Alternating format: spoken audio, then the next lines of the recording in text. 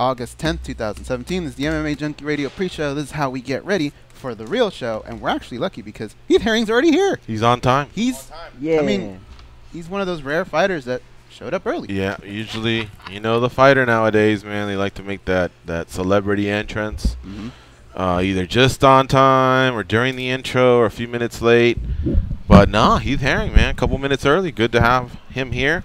Former Pride and UFC heavyweight and current fighter, retired fighter. I don't know. He's been dabbling. That's why I'm on time. Probably. I'm out of the fight world a little bit. Pick his brain, but he's been around the sport for a long time, and of course, even before Goes and I started covering the sport, we were fans that would stay up till 2 a.m. when that damn event kicked off in Japan. Yep. It'd be like 2 to 7 a.m., man, watching these guys battle in the land of the rising sun. Some of the best days ever, man, as a fan. It's pretty funny. Actually, this last couple fights that I had, my mom was talking to me about it. She's like, man, do you remember we used to stay up? Because you could only listen to it live. And not even listen to it. You had to listen to somebody else who was watching it, broadcasting or relaying it. And my mom was laughing about how funny it is now. You can actually watch it live over the internet. Over the internet. On your phone.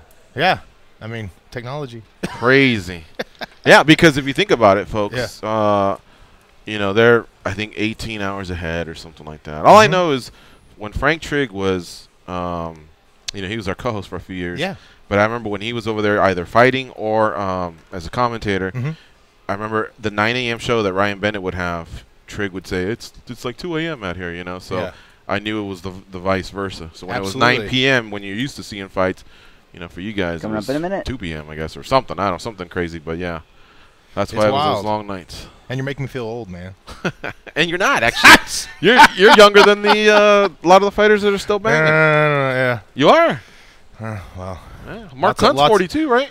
Yeah, you know, Mark's doing good. He had his Stingray vet. Last time I saw him, I was laughing. He's like, oh, when in Rome. Did you see him at at Couture's. He was up there training before his last fight. Very cool. Are you going to be there today by any chance?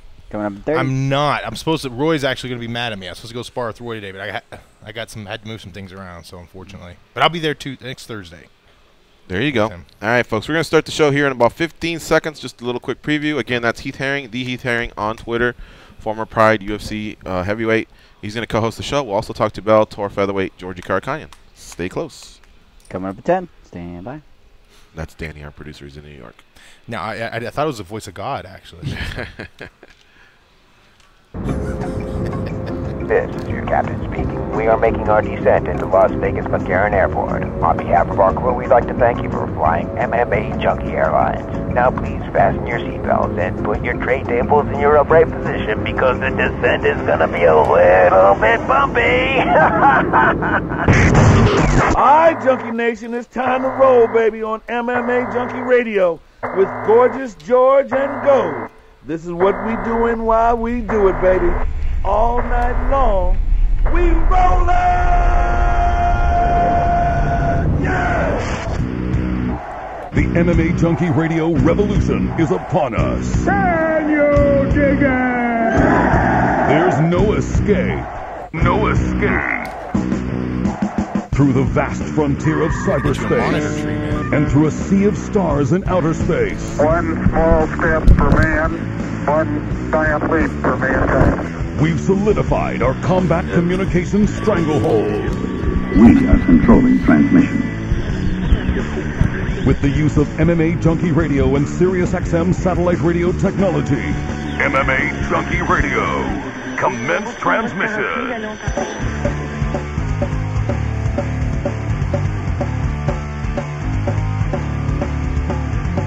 Live from MMAjunkie Radio HQ in the fight capital of the world, Las Vegas, Nevada. Here are your hosts, Gorgeous George and Goes. From the fight capital of the world, inside the beautiful Mandalay Bay Racing Sportsbook, you are listening to the MMAjunkie Radio Show, the only show that matters. I'm your host, Gorgeous George. With me, as always, is the devious and dastardly Goes, RA's co-host. Back east, handling all the producing duties, it's Danny Otto, our producer. Sitting to my right is our co-host for the day, former Pride and UFC heavyweight, Heath Herring. What's up, Heath? Good to have you back. It's good to be here, man. I like the shirt. You just noticed it? Well, I was waiting till the opening. Oh, okay. Yeah. Yeah. 2 hours is a lot of time to kill. You're literally, you know, one of those OGs in Pride for sure. It's not like you had one fight or two, or maybe you were on the Vegas cards or nothing like that. I remember your ass, man, staying up late, like we talked about, watching the fights in Japan. You know, and you had quite a few fights there. I did. It was a good lot time. of memories, a lot of spilled blood, a lot of stitches, a lot of Japanese hospitals, but it was all good. It was fun. Oh, did you make it to some hospitals as well? Oh man, Japanese doctors were fantastic. Yeah, I was gonna ask you, what's the treatment like for them? Top notch. I mean, you can tell, you know. Yeah. Yeah, no scars. No scars. Looking good. But there's lots of holes, but they did a pretty good job plugging them up. And but how would you? I guess, I mean, I know they were quick visits, but Japanese healthcare, and for the most part, how would you compare it to America? It was nice. Yeah. I never saw a dirty hospital, that's for sure. Okay. I've had some hospital tours of the world, so yeah, I'd say where Japan. have you been to a dirty hospital? Moscow in 2000. Oh, really? Oh man, it was rough. Wow. What was all that about? I was over there fighting in I think it was one of the World Valley Tudo Championships in Moscow over there, and actually that's where I got this nice little scar in the back of my head. See it? I see it.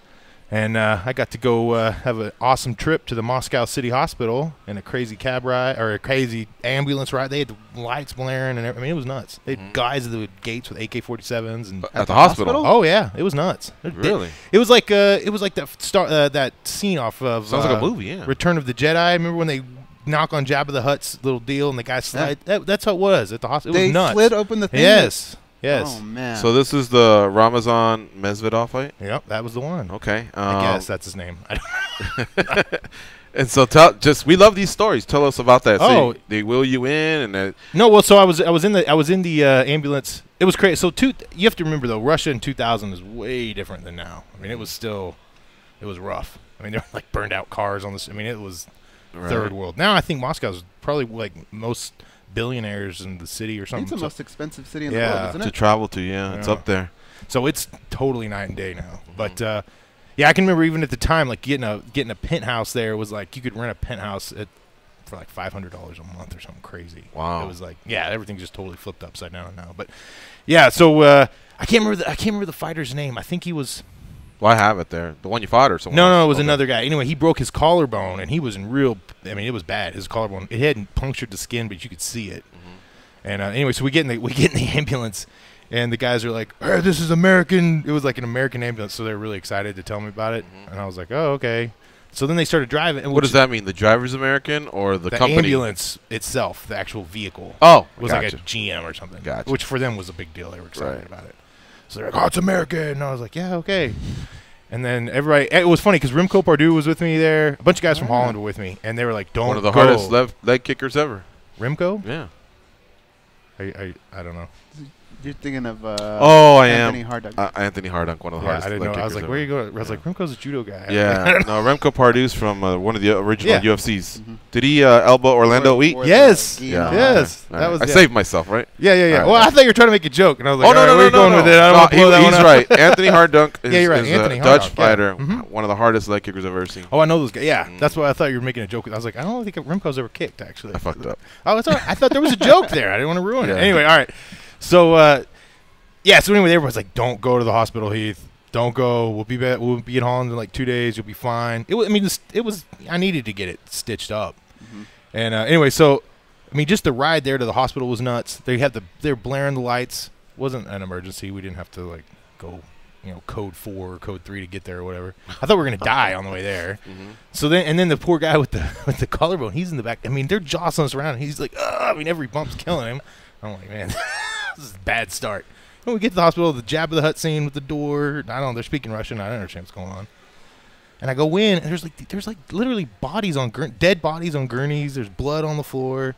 What? I was like, what is going on? This is, crazy. Really, seriously. Anyway, so then I'm sitting there, and I sit down on this bench, and I don't have any clue what's going on. I mean, I know Niet. That's like all my Russian that I know. Don. I mean, that's it. And this kid sitting next to me. I was a kid too. I think I was 19 or 20. Anyway, and he goes, "Oh, you're from." He starts saying to me, he goes, "Oh, are you from Sweden?" And I go, "No, I'm from America." He goes, "Oh, don't tell him that."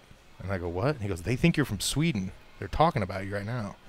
And I go, "Oh, okay." And he goes, "Yeah. So when they ask you, don't tell them you're American." I was like, "Okay." He was like he said he was a student there studying too. Anyway, he was messed up. There was a guy sitting next to me. He looked like somebody hit him in the face with an axe. His face was like falling off. Like it was crazy. All this stuff. Just like people wait. Like at the waiting. Are you sure you're at a hospital? You're not like. I swear to you, I will swear. No, I'm telling you, I'm at the hospital. You're not at a mobster's house or nothing. Yeah. So I'm sitting there, and then there's these doctors all sitting there smoking these cigarettes in this other room, and they go, "You get best doctor." I was like, "Oh, okay." Just back from Chechnya. I was like, "All right." So this guy comes out smoking a cigarette, and he's like, "Oh, you need stitches, huh?" And I was like, "Yeah." He's like, "How many?" He's like, 1 or 2. I thought he was joking. Like, this cut was this long. I mean, I don't know. Here you'd probably get 20 stitches or something. I was like, well, at least 2. Like, I'm thinking he's joking with me, right? So we start walking, and we walk together. There's like these 2 operating rooms, one on each side, and we're walking down this hall. Oh, and at the time, there's like the guy that's bleeding out next to me. I'm like, well, he should probably go first, right? Like, I'm fine. The guy with the axe. The guy whose face is falling off, yeah. And he's sitting there with like his bloody rag. And they were like, no money. And I was like, oh, okay. Holy crap. It was bad. Nah, seriously, it was nuts. Anyway, so we're walking down the hall, and the doctor, he stops and turns around and he goes, AIDS, HIV, hepatitis. And I was like, no, yet. And he started to walk into this one room, and then he stopped and goes, okay, and then takes me to this other room. So he was taking me to the operating room where they work on people with AIDS and stuff. I was like, what the hell? So anyway, we go in, and there's blood on the table. And he goes, lay down. And I'm like, I start laughing. Because I think it's a joke, right?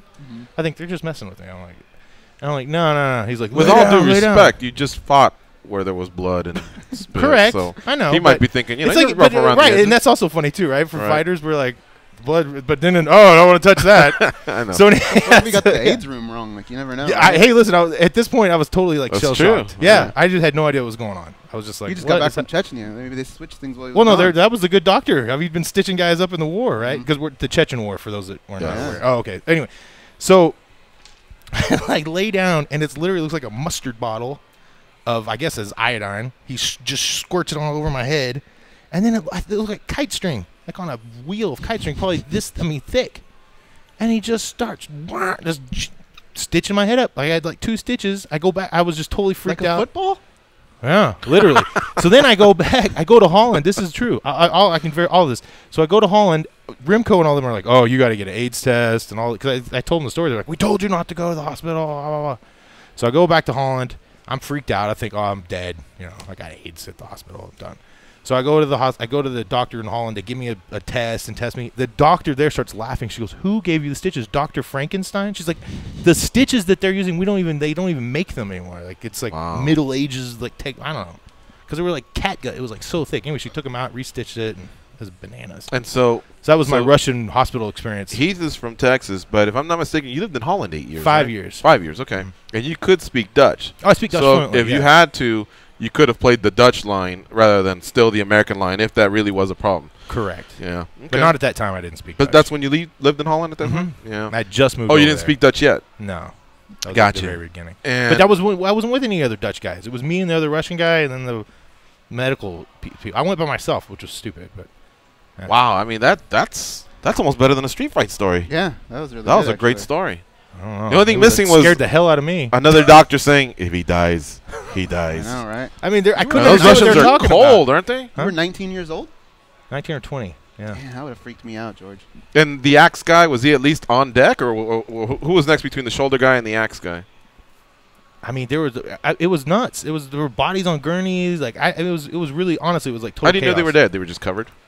They weren't. No one was covered. Nothing. How do you know they were dead?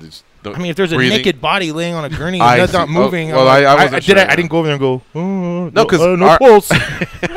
our producer, Danny, about 6 months ago, he actually slept in a hallway on a gurney because the rooms were full, but obviously he's still with us, so, you know. Yeah, it was yeah, but were there a whole bunch of other bodies on gurneys, and were they naked? And like Danny, can you confirm that? There were definitely a whole bunch of other bodies in the hallway on gurneys, and there was this old lady who definitely didn't know where she was, and she kept getting up and yelling at all of us for being in her house. And moral to the story is, don't fall asleep at the nursing home. That's true, too. Hey, the guy with the axe, were they like 1 stitch or 2? Oh, my God. I didn't know what was happening. I mean, I felt, when they came to get me, I was like, this guy should go first. They're like, no money. I was like, wow. If I had money, honestly, at that time, I would have been like, here. I mean, the guy's, if he didn't get help, he was going to die for sure. It was that bad? I mean, I'm telling you, when I say it looks like somebody hit him in the face with an axe, it wasn't like, I'm not joking. I mean, it was like, it was bleeding. It was like that was horrible. It was horrible. Wow. He was just sitting there. His eye was still intact, though? I mean, he had this bloody rag on his face. Oh, and, I like, see. skin was hanging down. I didn't go, hey, let me look at all the... No, I know, but... Let me get a picture of this. You're an Let me tweet excellent this out. storyteller, so it piques my curiosity. To be honest, I was overwhelmed at the situation. With the ambulance ride, and then the guns, and then the bodies, and I was just like, what is going on? Blood everywhere. Well, how did we get into that? Oh, we started off with Japan's the opposite, right? Japan's very clean. Medical, yes. Oh, I see. Okay. Oh, yeah. No, Japan is like Top it's notch. fantastic. As far as plastic surgery and getting stuff done, man, sign me up. That was one of the things, like fighting in Pride, I was like, they'll fix me. Whatever. Holy shit. Put up, you're like, I'll be fine. That's cool, pain. man. How much to get a vasectomy at that hospital? I don't know. I've never. I don't want anybody In going Russia? down there. Yeah. Oh, man. Probably that's pretty cheap. Yeah. Well, now I'm Nightmares probably there. expensive. Huh. Yeah, at the time, man, Moscow in 2000 was a totally different beast. It was a rough Holy town. It was a crap. rough town. Were you considering living there at some time? Or at some In point, Russia? you're talking about you knew the familiarity with penthouses and monthly rents. No, I was just using that as like a litmus, as a gauge of how much things have flipped around. Where else have you lived in the world? Aside from- Lived? Yeah.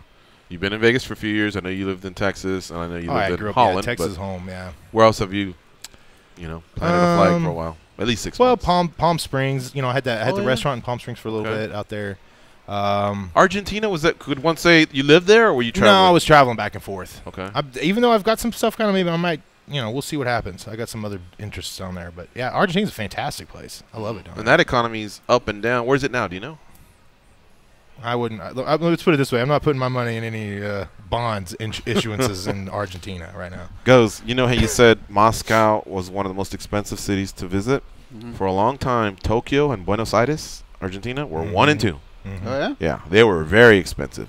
Stockholm is bad too, right? Yeah. The Scandinavian countries for sure. But I just remember like early days of internet. I was just curious. I hit expensive cities, cheap cities, whatever, and that came up and it was consistent. And then when I went in 2005, there was this horrific crash in the market. And if you got in a cab, I mean, the cab drivers couldn't wait to tell you about it because they wanted a tip. It's like, how you doing? Well, I lost my home, and what used to be this is that, and business. I'm like, whoa, just asking how your day's going. But anyway, and you know how Argentinians are really lively. Over the top. Fantastic. Yeah, and so anyway, I just remember when I was going out to dinner in Argentina, and I went to a soccer game, and where I stayed, everything was cheap.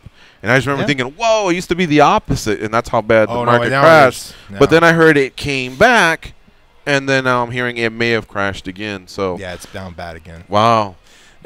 Brazil was a top 5 economy about 5 or 6 years ago, if I'm not mistaken. They had found a lot of oil offshore, and then, of course, they have a lot of natural resources. But now they're experiencing another downfall. And then when I was there originally, like in 2000, 2001, same thing. The dollar would go far. Then you'd show up 2 years later, and they're like, reaching that pocket a little bit more. dollar's it's like one of its all-time lows right now, actually. Anyway, I know this isn't a financial show we're getting. No, but you're a financial guy. Yeah. So No, I'm not. I'm dabbling. It can go in any direction you like. Yeah. It's Plus, fun. It's they fun. got Zika now, too. Zika, Brazil? Yeah. Yeah. I mean, Well, Well, they have it in Florida, too. is it in Florida I now? think it's one of those where, like, sure, it exists, but will it impact tourism? I mean, a lot of people have been down there and back, and everything's been good. So I think unless you're a woman that's looking to have kids soon, maybe it probably doesn't apply. Right, yeah, because that's what it affects the most. I'm just laughing. I know. Yeah, you're right. You're having to go. You're having to go at everything that comes out of my mouth. I know it's because it's me. I'm laughing. I'm thinking, you don't go down to Brazil to take your pregnant wife to get pregnant. No, if a woman's wanting to have kids, she probably would say refrain. That's a good point. I know somebody that's in our industry who wants to have a family, and she's declined to go down a few times. Yeah. Yeah. So I get that, but as far as like, for the most part, I mean, their tourism's thriving. We have family there. I have friends there, and I haven't heard much. Tell them about your Pride shirt, your Pride story. Which story? Here at Mandalay Bay, Luxor. Oh, okay. Well, you tell it because I forget these things. But I remember One day he wore this shirt. And at Luxor they have is gay pool day. They used to have that. Is that what you're talking about? Yeah. It's like every 2 months, like one weekend. And so George went to Starbucks, and he said people kept looking at him and kind of like, I only remember one, but you said somebody kind of looked at you and went, all right, How you something doing? that. You headed to the pool later? And so he was kind of like, what the hell's going on? And he realized he was wearing his pride shirt. So that's what they thought it was, like gay pride. But I think it also had to be one of those. It had to be an MMA event weekend in the summer, so it made sense where if someone was a fan of MMA, they'd probably go, "I feel you." I used to watch them or whatever. But in reality, they were like, "I want to feel you." I have a very similar experience. Yeah? Like I said, I lived in Palm Springs for a while, and for those that don't know, Palm Springs is like the gay. A bit of a mecca, yeah. Yeah. And same. Just so you know, in the gay community, we'd be referred to as bears. Oh, really? Realize, yeah, I didn't realize this. Like big hairy guys, that's like what they're called. My cub? I don't know. I think actually you would be called a twink. What? I like cub better. Them. Anyway, I say small guy's a Twinkie. I think that's what. Yeah. Oh, anyway, wow. so anyway, I had a pride shirt on too, kind of. But I'm not thinking about it. And this guy was like, "Yeah, what's up, Mr. Bear?" And I was like, "What is going on?" I had no idea. And my wife was like, "You need to be careful." Have you ever been hit on? I mean, I have been kissed by a guy once, but oh yeah, well, I didn't really like it much. So that was about the extent of my foray. yeah. I was picked up on, or not picked up. I was made a pass at in San Francisco. Oh. And Were you wearing your pride shirt? No, I was wearing 49er gear. Oh, wow. Same thing. But again, Frisco. Joe Montana's face. No, man, seriously, I was at the NFC NFC game, Dallas against Frisco, and it was the morning of, the morning of championship game. Yeah, championship game, and the guy was telling me he was affiliated with the NFL, and he mentioned he was in a suite, and all I kept thinking was, boy, it'd be cool to be in the suite because my tickets suck. Like these tickets were like $250, but we were like probably one of the last rows. And as we're sitting there, he told me he was affiliated with the NFL, and the reason it caught my attention was the Lakers had been winning a lot of titles in the 80s. Mm-hmm. And remember those cartoon shirts they would make for every team that won a title? Mm-hmm. He said he was one of the creators or the creator. I was like, get the fuck out of here. I went through that whole thing. Yeah, it's really me. And he started showing me, and then he was just kind of a bragger, look. I got. So you got the vibe? He had a book, like, look, Jim McMahon and Walter Payton, and I know all these guys, NFL people, Pete Rozelle. And, all right, I believe you, But all I kept thinking was maybe he'd say something like, stop by the suite, you'd be a guest of ours or something like that. And so we're having a drink, and next thing you know, he goes like this, Heath. He goes like this. He goes, me and my friend. Like that. He put his hand on my knee. He goes, me and my friend, and then he kind of looked at me and winked. And I went, oh. And luckily, talk about timing. Luckily, my girlfriend had just come out because I got ready first in the hotel. So she took longer. She got ready. And then when she got there, she came in and she goes, hey, who's your friend? And I immediately kind of put her arm around me and hugged me because she saw that. And she saw me, like, get uncomfortable. You know what I mean?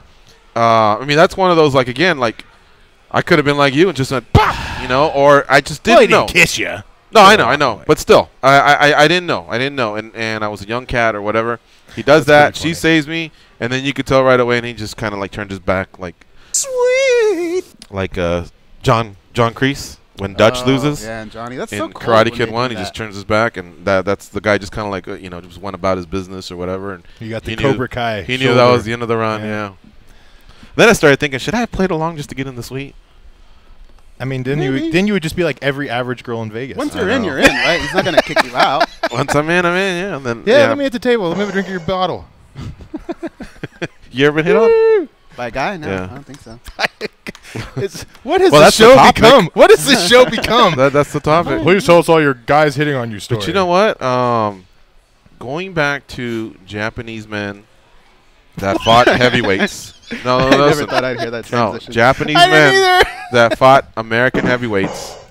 Not your guy, but I don't like to butcher his name. Yoshihiro Takayama. Oh, Did you guys hear that he is now? He had an accident and he has no feeling in his arms and legs. And I mean, he should be the record of the largest Japanese human being ever. the guy Don Fry fought. Yeah, he's the biggest Japanese I've ever seen. No, they're Like saying he may actual never Japanese. walk again. Oh, really? He had an Fujita's accident. pretty big too, right? Who? Isn't Fujita pretty thick? Fujita's thick, but Takayama's big. Takayama's tall, yeah. Takayama's like 6'7", maybe. I mean, big, like big guy. I saw a post with a couple follow-ups. So, Oh, that's horrible. What happened? Thoughts and prayers were here with him. I don't know. I didn't dive into the story yet because you see these things and you just wonder, well, who's telling the truth, who isn't. But I've been meaning to check up on that, and I remembered, just in our topic of pride, that was something I needed to check up on. Huh. Yeah. I didn't even hear about that. Sad, man. Heath, that's pretty sad. What are you up to right now? Like, you're just a training partner for Roy Nelson. I've seen you in the gym a couple times. You have anything on the horizon? No, nothing necessarily on the horizon. But I've been talking to the guys at Ryzen. Maybe come out there and do some more commentating and promotional stuff for them. I don't know. I mean, maybe do a couple more fights, but who knows? That's not where I've been. I've been traveling so much lately. I've been in Texas for pretty much the first part of the summer. I was out there doing some stuff with my dad, and then I was working on a movie with Alex Schonauer and Phil Baroni and oh my gosh, Stephen Bonner. And there's some other guys. That was a lot of fun. We did a crazy Bollywood Indian movie. Yeah? That was nuts. What did you play?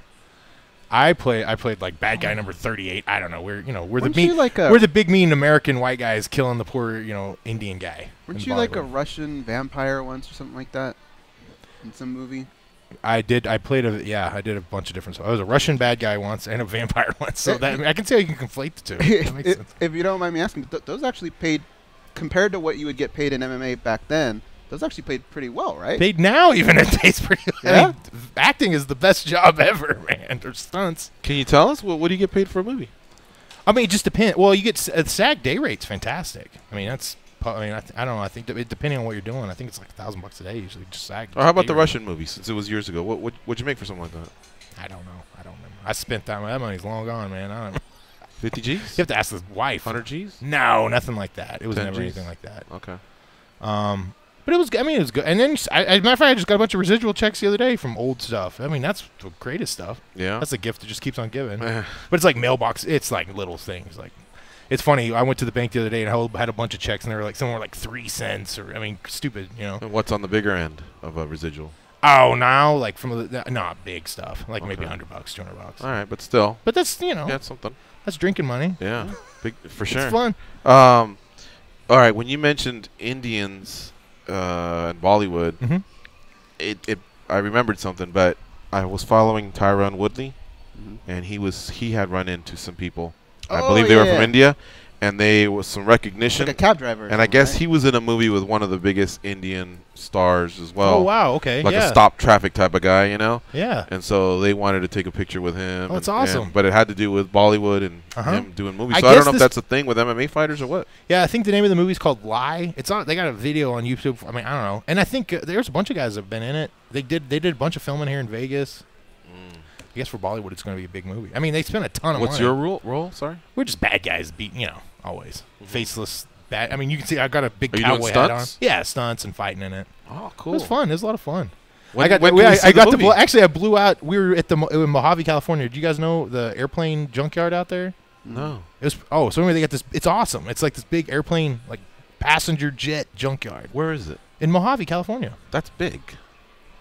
What do you mean? That's a lot of land. Like yeah. It's right off. It's right called off. Mojave. The city's called Mojave. Yeah, because I thought you meant the Mojave Desert. The Mojave Desert, but the city's actually called Mojave. Oh, okay. And it's right off the highway there. I think it's 65. You take it north from Bakersfield. North from Bakersfield. Yeah, it's on 65. I-65. Oh, so it's towards Central California. Mm-hmm. So where Ronald Miller went with the Cindy Mancini. Remember that? Oh, she did go to an airplane graveyard, right? junkyard or something. And it is based in California. Or graveyard. No, that's based in Arizona. That movie. Oh. Yeah, Can't Buy Me Love. Did you ever see that one?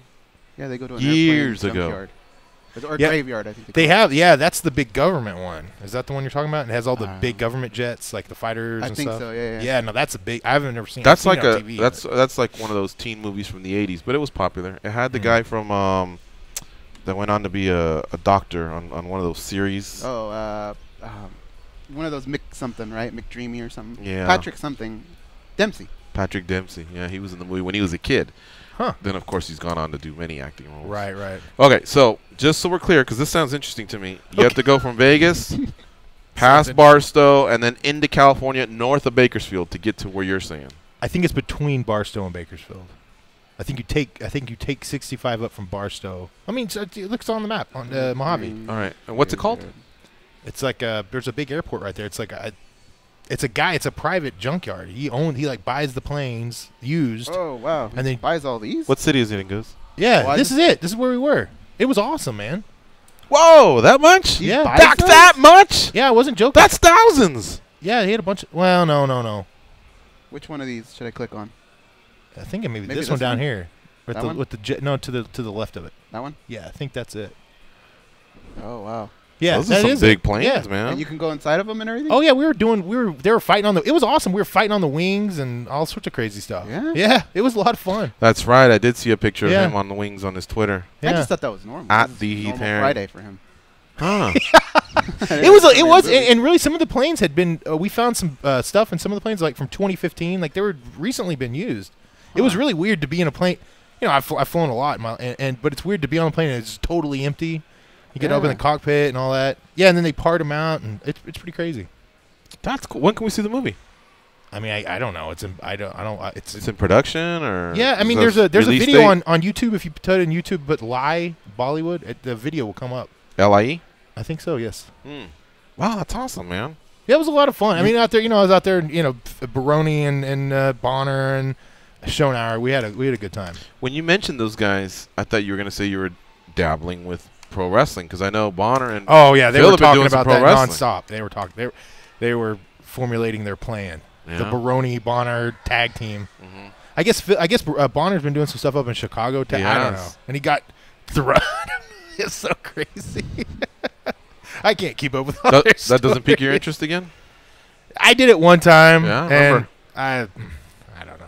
I'm not very good at it. I think I don't get it. I mean, I get it, but it's hard when you're doing it. It's hard to be like, oh. But you say that about everything. The other day we were at Extreme Couture and we go, "Hey, you ever play football?" I'm not that good. And then he threw that rocket of a Perfect spiral, that yeah. Oh, almost man, see, you guys are knocked awesome. George I need to have you through a guys around all the cage. time. You guys really get my ego feeling good. We like you. I'm a Texas guy. Yeah. Can't throw a spiral and you're from Texas. It's like, oh, don't touch the ball. You should have went to the game. You would have had a good time. Which one? The Extreme Couture versus Junkie Nation I didn't flag get football invited. game. Yeah, you did.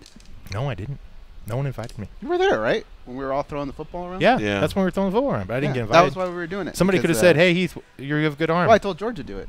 I guess he forgot. That's I okay. told Eric Nixick. That's all right. No one wanted. That's why they said, "Oh, we're not gonna have Heath." That's typical. Well, you typical know what? thing. Actually, we probably saw the spiral and said, "Hey, leave Heath out of yeah. this." leave this I guy almost out. got. We lost anyway, so imagine if See? they get you on Should it? the side. I almost got him to come out for the party. that night. I actually He really regretted did not try. being able. I wanted to come. I was actually out in Texas. I apologize on that. Did you I- see the video of it? He was gonna try and bring dig up the coat and the hat and everything. I did get. I was yelling at the Oh, wife. About they that, call it but a duster, right? she's- duster. Yes, sir. Yeah. Smart. You got it. All right, Most people folks. don't know these things. This is Heath Herring. He's co-hosting with us. We're going to take a quick break. You're listening to MMA Junkie Radio on Sirius XM Rush 93. When we come back, we'll take some calls. Get in the queue at 866-522-2846. We'll start with the calls when we come back. Stay close. If you're gonna be dumb, you gotta be tough.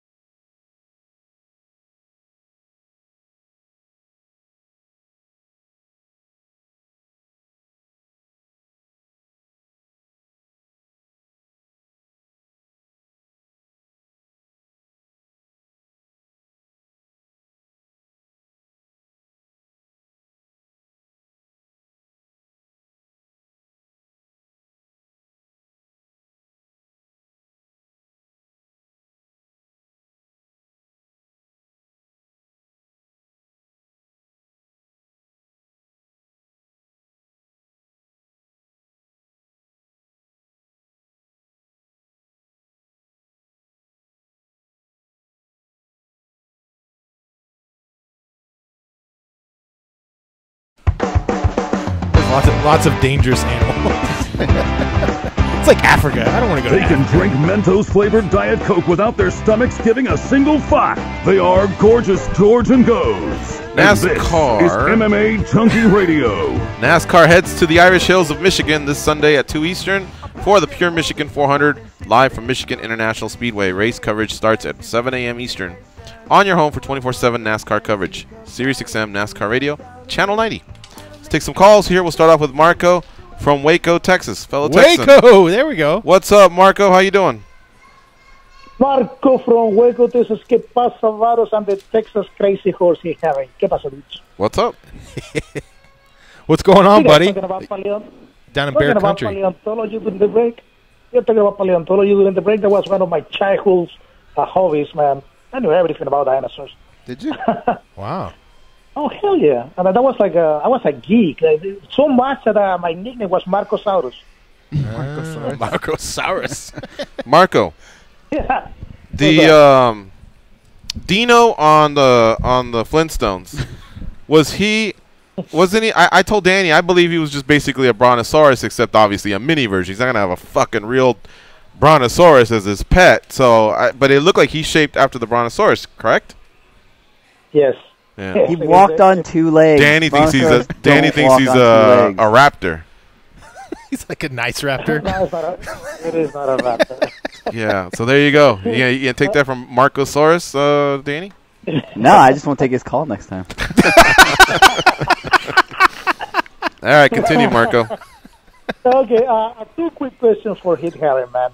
First of all, I feel that I rewatched not too long ago your fight against Giant Silva. Oh, I man. wanted to fight that big giant son of a bitch. And the second question, real quick, you can listen off the air, is like, after the Lesnar fight, man, you disappear from the fighting scene, and it's not like you stopped being a good, exciting fighter with a big following, but why did you freaking, literally, you went away and we didn't hear from you for a long time on the 7 MMA years. space, man. Yeah, you're right. Yeah, I know. Why? What happened, dude? Oh. I'll leave you guys next time. Thank you, Marco. That is a good question, Marco. Actually, a lot of stuff was going on at the time, and I'm trying to be as politically correct and nice as I can. I had some issues with some people and things, and had some other opportunities arise, and I thought, I'm going to go do that for a little bit instead. Just a long story short, me trying to be nice. So, I think And as that's far probably as the best way to what was it describe like to that. fight Giant Silva?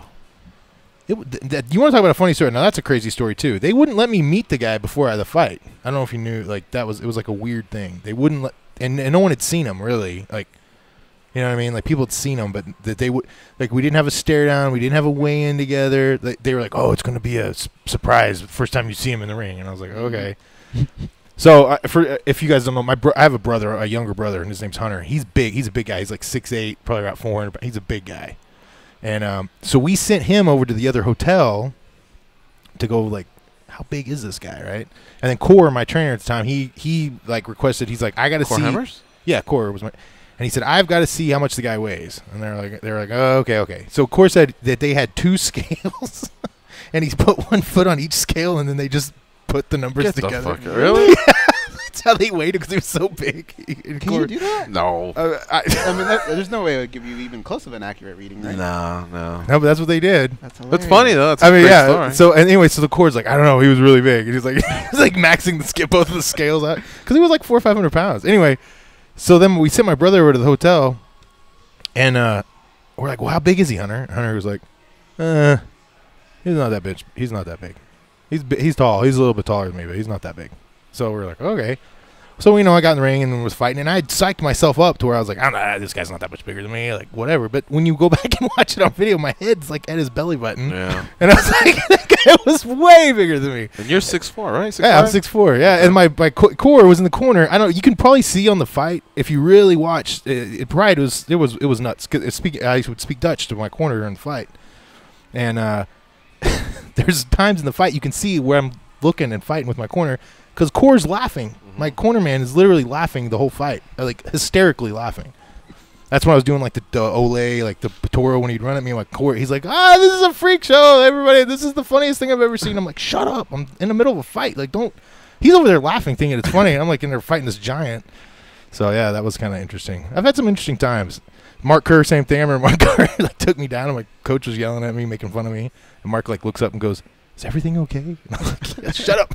And then the Ensign Anyway fight, he told us about that. Yeah, and I think Ensign was insane. Goes ran that by you as well, that you guys were actually talking and Yeah. on the verge of an arm break, right? I had him in the shoulder key lock. Yeah. Yeah, I was like, yeah, key lock. And I was like, Ensign tap, man. He's like, do what you got to do. And I was like, okay. It was pretty wild. Yeah. That's crazy. Pride was a good time, Ensign man. makes these. Don't you think they're cool? Man, Ensign makes that racket balls deals. Yeah, him and his brother were really good at racquetball. He actually makes those? He by makes hand. these, yeah. Wow. So I He support never got him, me you know. one. I support him. Ensign. You like it? Yeah, you know. Okay. I don't know if it really goes in my style, but, you know. Yeah. No, I don't was really just have a looking at his style. website the other day, or yesterday actually. Destiny Forever, it's called. He hand makes them, and just because his name came up, I'm giving him a plug. Didn't you say he's going to be in Vegas soon? This was a while back that he said. I thought he said back in around Junkie Gathering time. I thought he said like in 4 months he'll be back. In 4 months? Yeah. Okay. Yeah, he's a great guy. And This book is it's awesome. great that Yeah. you see all you Pride guys run into each other from time to time. Yeah. Tell us about you running into Mark Hunt when he did a couple camps at Extreme Couture. I mean, it's just a real quick. I mean, I hadn't seen him in years. Right. I feel really bad. I didn't recognize him. He had a beanie on and a hat, and he goes, "Hey, can I get a picture with you?" And I was like, "Yeah, okay." And then Rory's wife goes, "That's Mark Hunt." I was like, "Oh my gosh!" I just didn't. Last time I saw him, he was quite a bit heavier, obviously. So I just had, getting down to 265 for him that's a big. But he loss. obviously recognized you. Well, yeah, I don't think he did until Ginny told. Oh, so neither guy knew who the other guy was? Well, he did. I mean, he did. He came over and was like, "Let's get a picture," and then I realized. Oh, what I was see. going I on. see. Yeah. See. Mark's a great guy. I love Mark. But yeah, for me, he had lost so much weight, I just didn't recognize him. He looked great. Would you have been hurt if he walked away and said, "I can't believe James Thompson's here"? Smart. All right, Heath. I'll tell you what. Since we're going down that memory lane, Thompson's in shape though, man. Yeah. I wouldn't like be mad about it. that's the debt collector, Yeah, James Thompson. I wouldn't be mad if somebody I thought I was that basically guy. looked in my big white guy book. Big All right, white James guy. Thompson. Oh, we all look the same to you. I see how it is. Let's talk to Chris from Idaho first. What's up, Chris? How you doing? Oh, hey, fellas, is this me? Yeah. Can I say something before you say something? Oh, no. Chris from Idaho. Yeah, sure. Yeah. All right. What's up, Chris? Oh, you making fun of Idaho? Not me, man. Well, hey, I just wanted to. I have my questions for Heath. Yeah, go for it. Hey, Heath, do you think you're fucking tough, buddy? I don't know. I guess. I mean, I don't really think about it. Oh, I know who this is. Well, I know who this is. Well, who is this? It's Ryan. Ryan? That's got to be. No, my name's Chris. That's not I did Ryan. some- I know Ryan's my voice. nickname- I didn't know that right off. But the didn't bat. Ryan move that way?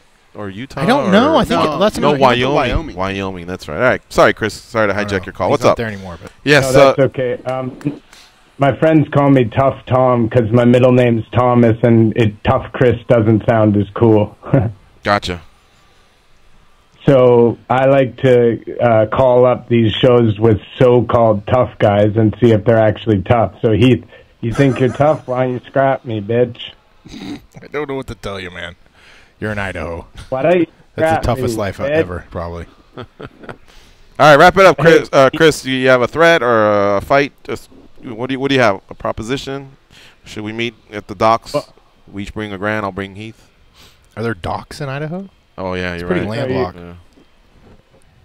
So are you gonna fight me or not?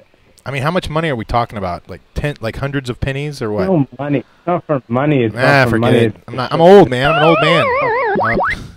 Thanks for the call, Chris. Thanks Man, for wasting thanks. our time. All right, let's go down this row here. I was looking for the hang up button. I don't know. I was like, what do you Well, want to say? you know, sometimes what happens is you can either go straight on or you just let them talk, and like Ghost just did, all of a sudden they just start to fall apart and it goes away. Little by It's like a we're fart. prize fighters. I It's mean, like I'm a not fart. just going to It go just fight goes for away. fun. Yeah. That's what CCWs are for. I want to ask you. I'm going to run through some names, and then if you have a funny story to share, share it. All right. You should do it Chris over break. Guillen. Chris Gillian? Yeah. Okay. Gillian. Sorry. Yeah, he's from Amarillo. How was that? That was the first fight on record here. I don't think I ever fought Chris. He says you beat him at the United Shoot Wrestling Federation on April 12th, 1997 in Amarillo, Texas. Funny thing with Chris, his brother, his brother and me went to high school together. Really good friends. Actually, that's a really funny story. Okay, let's hear it. It's kind of long though, so I don't know. This is a 2-hour show, man. We booked you for 2 hours. Okay, so this is take the break, George. All right, let's take the break so you can set it up. We're gonna cut off half of his story. Right. All right. Fantastic. You're listening to MMA Junkie Radio on Sirius XM Rush 93. We have Pride legend Heath Herring here in studio with us. Legend. He's fought in Pride. He's fought in the UFC. He may not even be done fighting. He's done commentating. He's done Hollywood, Bollywood.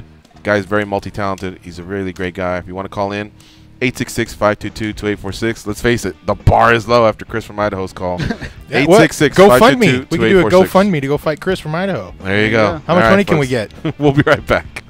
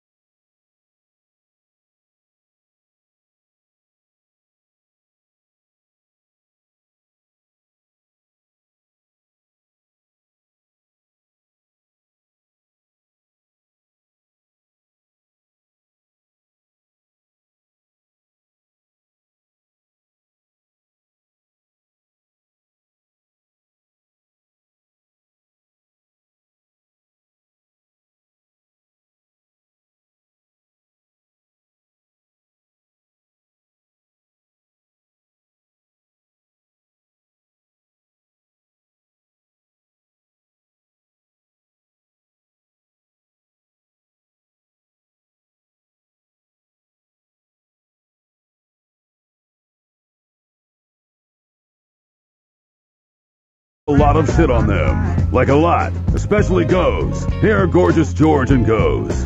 All right, Heath. You were sharing with us a story revolving around Chris Gillian. United Shoot Wrestling Federation 4. Looks like it may have been one of your first fights on record in Amarillo, Texas. Yep. It was What's a long the story? time. Amarillo, man. Amarillo back in the day, there was a lot of fights going on. It was kind of crazy. Mm-hmm. You had Bonatello come out of there. Evan Tanner. Yeah, it was a weird time in the like late '90s in Texas. That's where Blackjack Mulligan's from, right? Or am I watching too much WWE? Maybe Mulligan. I mean, I know the Ted DiBiase was from there. Yeah. Terry Funk. Terry Funk is probably who I meant. Yeah. Okay. There's a bunch. The Romeros up there. So pro wrestling is really big. Yeah. Up in the Texas Panhandle area, or used to be. I don't know that it is anymore as much. The small shows, even now it's more of a national brand, international brand. Mm-hmm. Whereas before it was, I think they called it. What did they call it when the Von Erichs kind of ruled that part of territory? Yeah. Yeah. But they had a name for that area. they'd have like the Mid-Atlantic and the Northwest, and and it all worked under WCW, and then basically Vince McMahon just started buying it all up, and now it's just everywhere. But it was called like Lone Star Wrestling or whatever. Oh, really? You get sidetracked so easily. I do, yeah. Let's go back to Gillen. It's interesting though. Well, and really fighting kind of started off. I mean, that's how I started fighting. Is I would go do fighting. Before it was MMA, when it was like. Shoot fighting or whatever. I had a fight all over Texas or like up in Colorado, New Mexico. It doesn't seem like the shows are like that anymore. Who got you into that? Who even said you'd be great? You'd be a great shoot fighter. Steve Nelson, the owner of the USWF. That's and actually where how did he started. spot you? He was a high school wrestling coach at another high school in Amarillo, and he and Coach Paul Jones, who was the coach at Boys Ranch, which is like a boys kind of orphanage outside of Amarillo. He was the head wrestling coach. Paul Jones was the head wrestling coach out there, and they were fighting. They'd been going over to Japan and fighting in rings. Oh, wow. Paul Jones had actually fought in the UFC, I think, a couple times. Anyway, so and this is like I was in high school, and Steve Nelson, who was the coach at Paladuro, the head wrestling coach over there, he goes, "Hey, I'm going to start teaching submission classes. If you want to come, I won't charge you. Just come." So I was like, "Oh, okay, that'll be cool."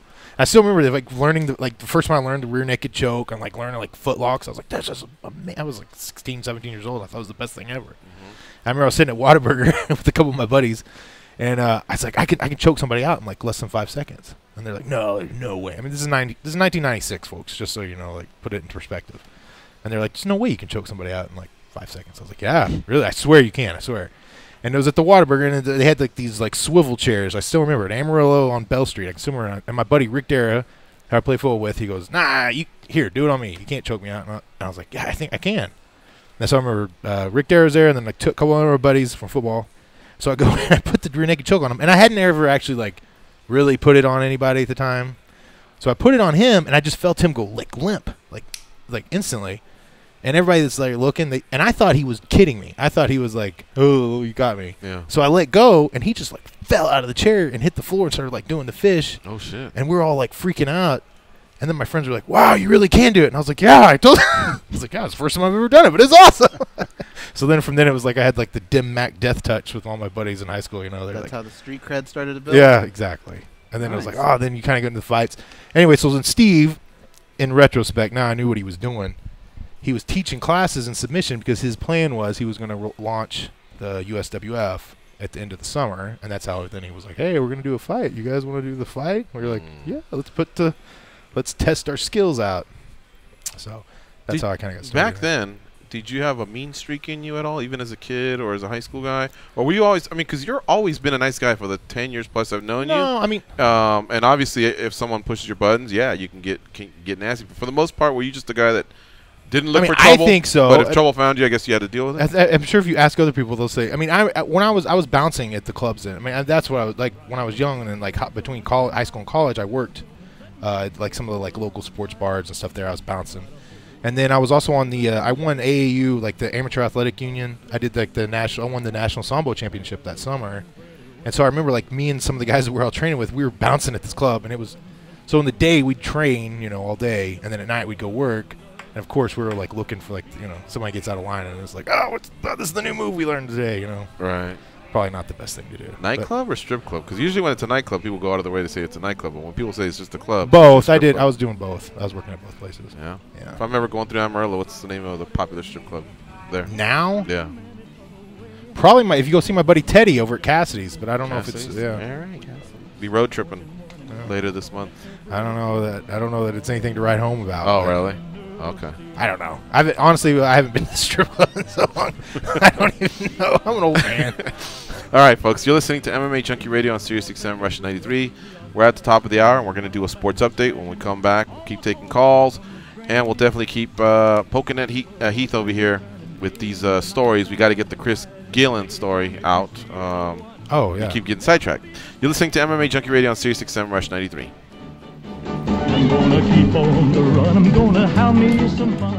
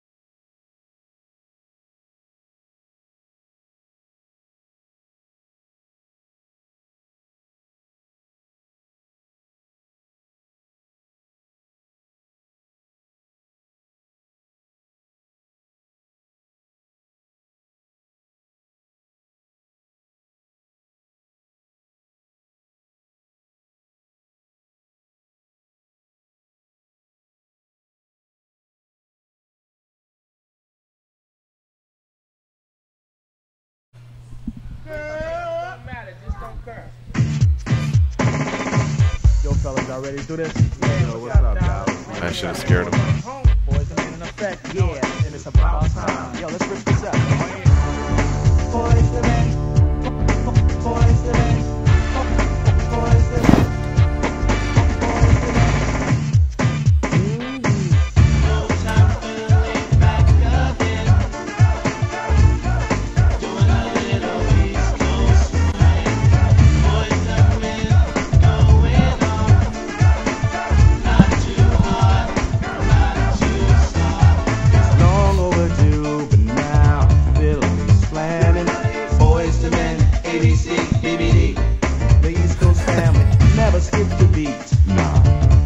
How'd you find Heath's old walkout music, Danny? And all the Philly steaks you can eat. Good job, Danny. He told me that he would like it. Bill Biv DeVoe. Aren't these guys these guys have a residency here now? Yeah. I know my wife interviewed them, that's why. All right, here we go. It's the second hour of the MMA Junkie Radio Show. We have Heath Herring in studio with us here, former Pride veteran, UFC veteran, and we're basically going down memory lane a little bit. We're going to get to this Chris Gillen story. Gillen. Chris Gillen. I think it's Gillen, right? In Texas, we just say Gillen. Gillen? All right. He's a good guy. We'll get to that in a second, but I want to get to something before I forget. Just because we're almost blue from talking about it.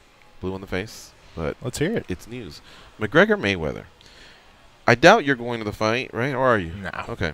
It's going to be a massive thing that happens here on August 25th. Yeah. Let's say they fill it to the Raptors, even though ticket sales, they say, are slow in certain areas. We're looking at maybe 20,000 with a massive gate. But you were part of like Shockwave in 2003 in Saitama. If I'm not mistaken, that's like 70,000. How would you compare maybe both events, like how big some of those Pride shows really got and what the buzz was around either Saitama or Tokyo or wherever you are versus maybe what we experience here, like when there's big boxing or MMA events? Well, I think the Super Arena moves, right? I don't know if y'all know that. The Saitama Super Arena, it like actually can expand and contract. So there's a couple different variations. I think like smallest it's like 20,000 or 30,000, I think. I'm not sure like at max.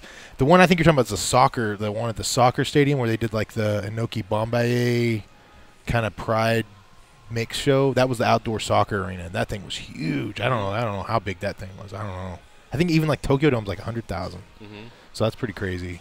But it's different. And it's funny because it's talking about when I fought Lesnar. I remember that was at the Target Center, and Minneapolis, right? In Minneapolis, correct. And the reporter was asking me, "Oh, is this like the biggest venue you've ever been in?" And I was like, "No, not even like close," And they were just it didn't register with her that there was bigger things than the Target Center. Or, I don't know. It was very strange. Yeah.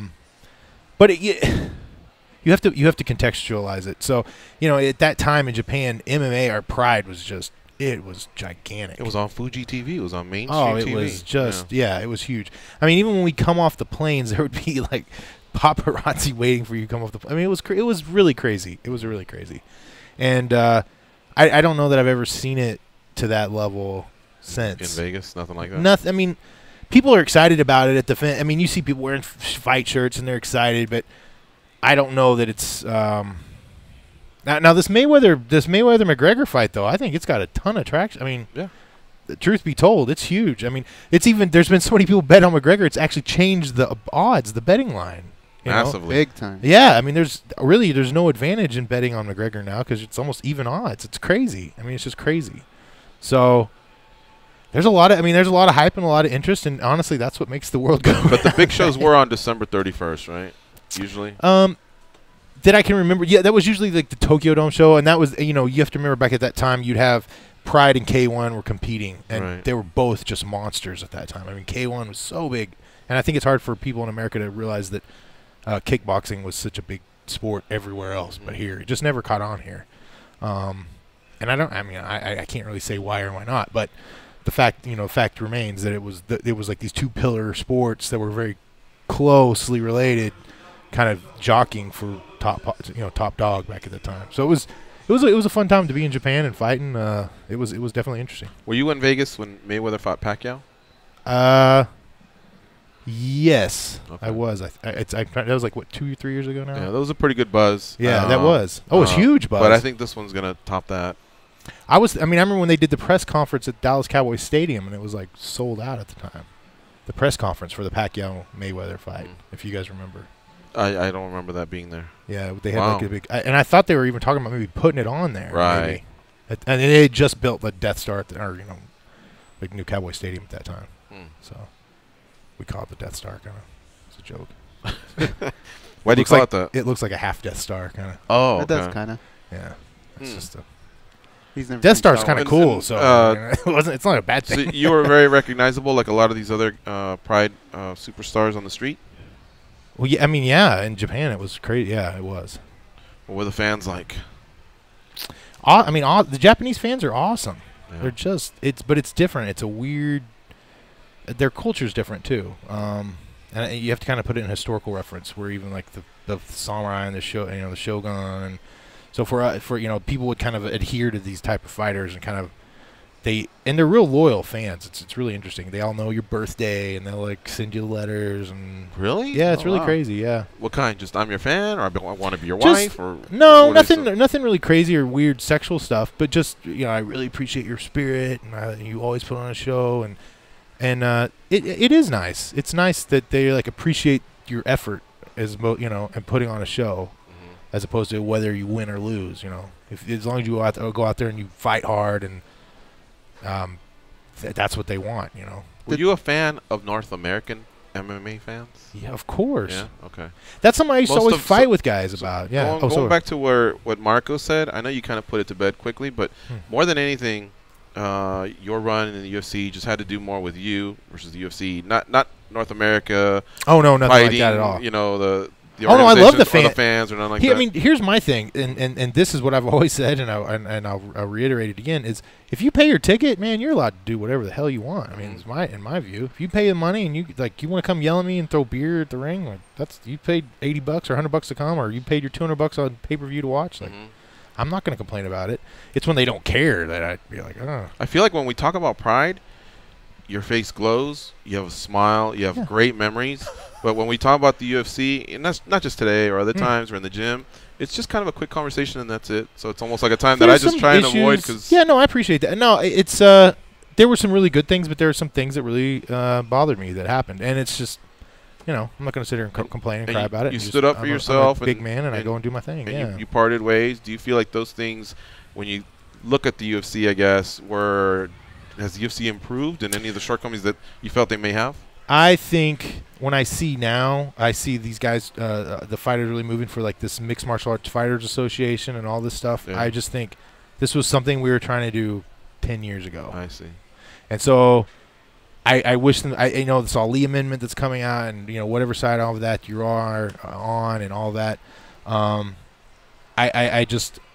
don't know now the way the market is and the way there's all these different, I don't think the UFC is making money like they were 5-10 years ago. I just don't. And I don't think Bellator is making the kind of money that everybody, Pride I know isn't making, or Ryzen now. I think the market shrank a little bit money-wise, but I think... But the salaries are going up. As they should. As they should, 100% as they should. But I think people, and I think fighters, and I will absolutely agree, I think we've been kicked for so long, and now they feel like, we can kind of get more on equal par. But I'd like to say to the fighters, I don't think all that money that you think is there. People forget that the IMG group that came in, they paid $5 billion for the UFC. That's a huge hole to come out of. You don't just pay $5 billion for something and then it's like, now we're at zero and now we're just going to make all this money. It's like they have to recoup that $5 billion that they paid. Even if you look at the pay-per-view numbers and stuff, they're just, everything's down a little bit but I think there's like an oversaturation of the market. Like with anything, I think, you can turn on TV any time of the day and watch fights right now, and that just wasn't that way. That wasn't the way it was. So we had these big fights. I definitely think the Ali amendment should adhere to MMA. If you've ever read it, I don't know. I've read it. It was tailored for boxing and any kind of fight sport where you're dealing with a promoter and an athlete. that's what it was for, and it's been law forever, but somehow they were able to skirt it. So anyway, the long story short, I think I just have a little bit of frustration where you think, oh, I just was too early to this party or too late or whatever it is. But then maybe that's it.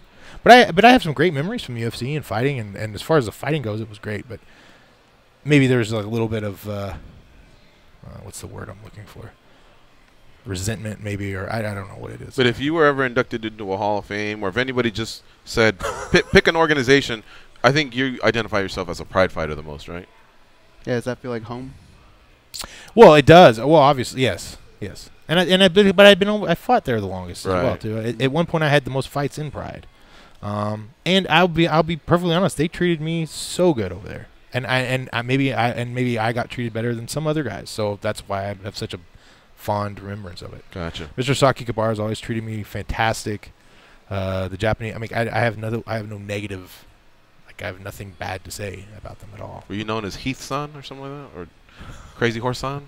I mean, I've heard it all. Yeah. Yeah. Right. Was there ever anything that you can point to in your life that almost dragged you into a different direction than fighting? Was there ever that moment? Oh man, I have a ton of things. You name it. Yeah, like what if your boy had fought off that choke in Whataburger? I mean, I was maybe judo tossed you. You know, I was maybe playing. I'm not so good at this after all. I'll just go and become an attorney. That's true. I mean, and sometimes I wish I had. You know, my dad was my dad had a law firm. Like, man, what was I doing? You know. No, but he's right. What would you be doing? There's a family business or something like that? Or? Yeah, my dad is an attorney, and my dad is retired now. So that's what I've been kind of. I know you're joking about finance, so I've been my dad kind of set up like a family trust, and I've been trying to help do that. So that's been a crazy education. But yeah, you know, I was in college. I was a computer programmer in college. I was studying computer information systems. I was working at Hastings. I actually wrote like a SQL database for the Y2K team. So really? I mean, it was crazy. I mean, I've done some interesting, fun things. But was that really a concern back in the day? Y2K and it was a huge when concern. We go from 99. It was. So my job at Hastings, I was on like air the traffic. Yeah, I was like in the tech. I was in their IT department. And I was on their help desk. So I was like help like all the point of sale systems stay online and communicate because it was at the time Hastings, which is not even now around anymore. It's bankrupt now. It's gone.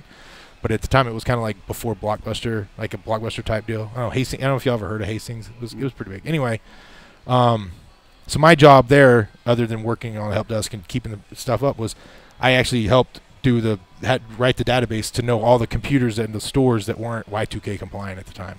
But yeah, that was a big nothing burger, as they say. Yeah, I kind of wanted at least my lights to flicker or something, right? A little bit. Let's talk to Aaron in Texas. What's up, Aaron? How you doing?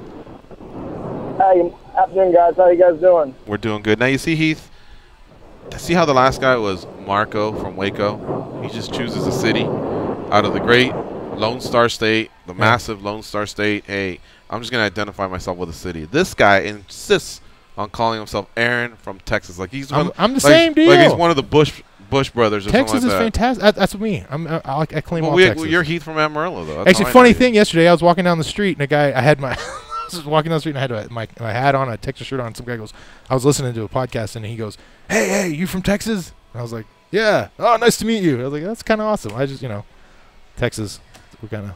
Should have messed with him. So, I'm from Compton. No, it was nice. It was a nice guy. He was being nice. It was nice. I think it's hard to interrupt a stranger and try to introduce yourself. What podcast were you listening to?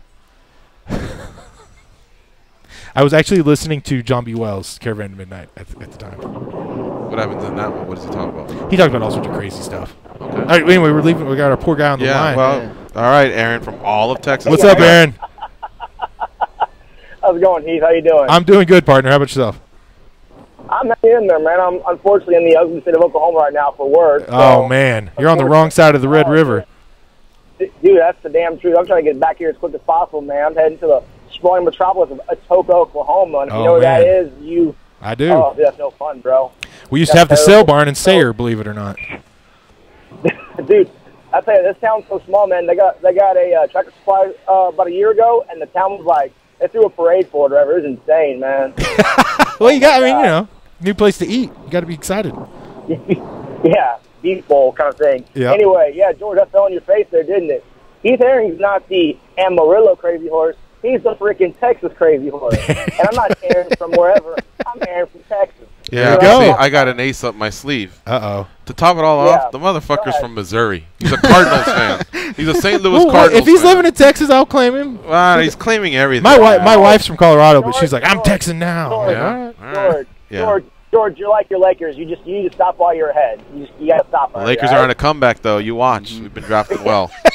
Get to the call because our next guest our next guest is on the line. You're farting around, so get to the call. Come on, you got to be nice to my Texans. Okay, all right. Hey, Heath, real quick. Your first 2 fights were in the United States Shoot Fighting or Wrestling Federation in Amarillo. Yes, sir. I worked a show in Amarillo a few weeks back that Cody Fisher put on. Oh, okay. And it was a pretty crazy show. Just off the air, because I'll take this off the air. Do you have any crazy things that happened those first few shows, man? Because I know Amarillo crowds are insane. They're not Dallas crowds. They're not Houston crowds. No, they're you're right. They're crazy. They're shit-eating wild men and women, you know? No, I mean, Amarillo was a lot of fun fighting there. I mean, the first fight we had was at the indoor soccer stadium at the fairgrounds. And then the next couple fights we had were in the dirt floor. Was in the rodeo arena. I mean, we just stick the cage up in the middle of the ring in the middle of the. Oh, it was a ring? Yeah, just in the middle of the rodeo arena and go at it. Wow, right on dirt. Fun. Yeah. That's kind of what I would expect, in Texas. Yeah. You know, it's funny. Was it a hybrid show? Like after the fights are over, then the rodeo would break out, or vice versa? No, it would just be the fights. But even growing, when I started fighting, I remember we would go. We didn't have anywhere to train.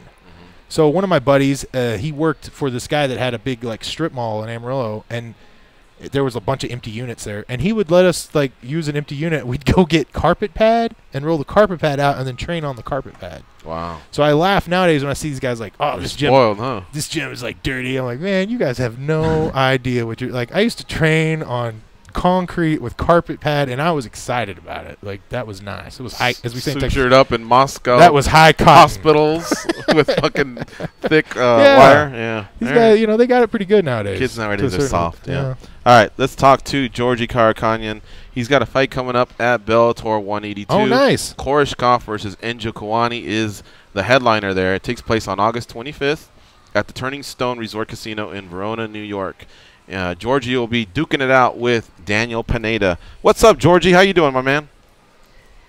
What's up, man? How you guys doing? Good. Welcome back to MMA Junkie Radio. You're on with George and Goes. We also have former Pride and UFC veteran Heath Herring with us.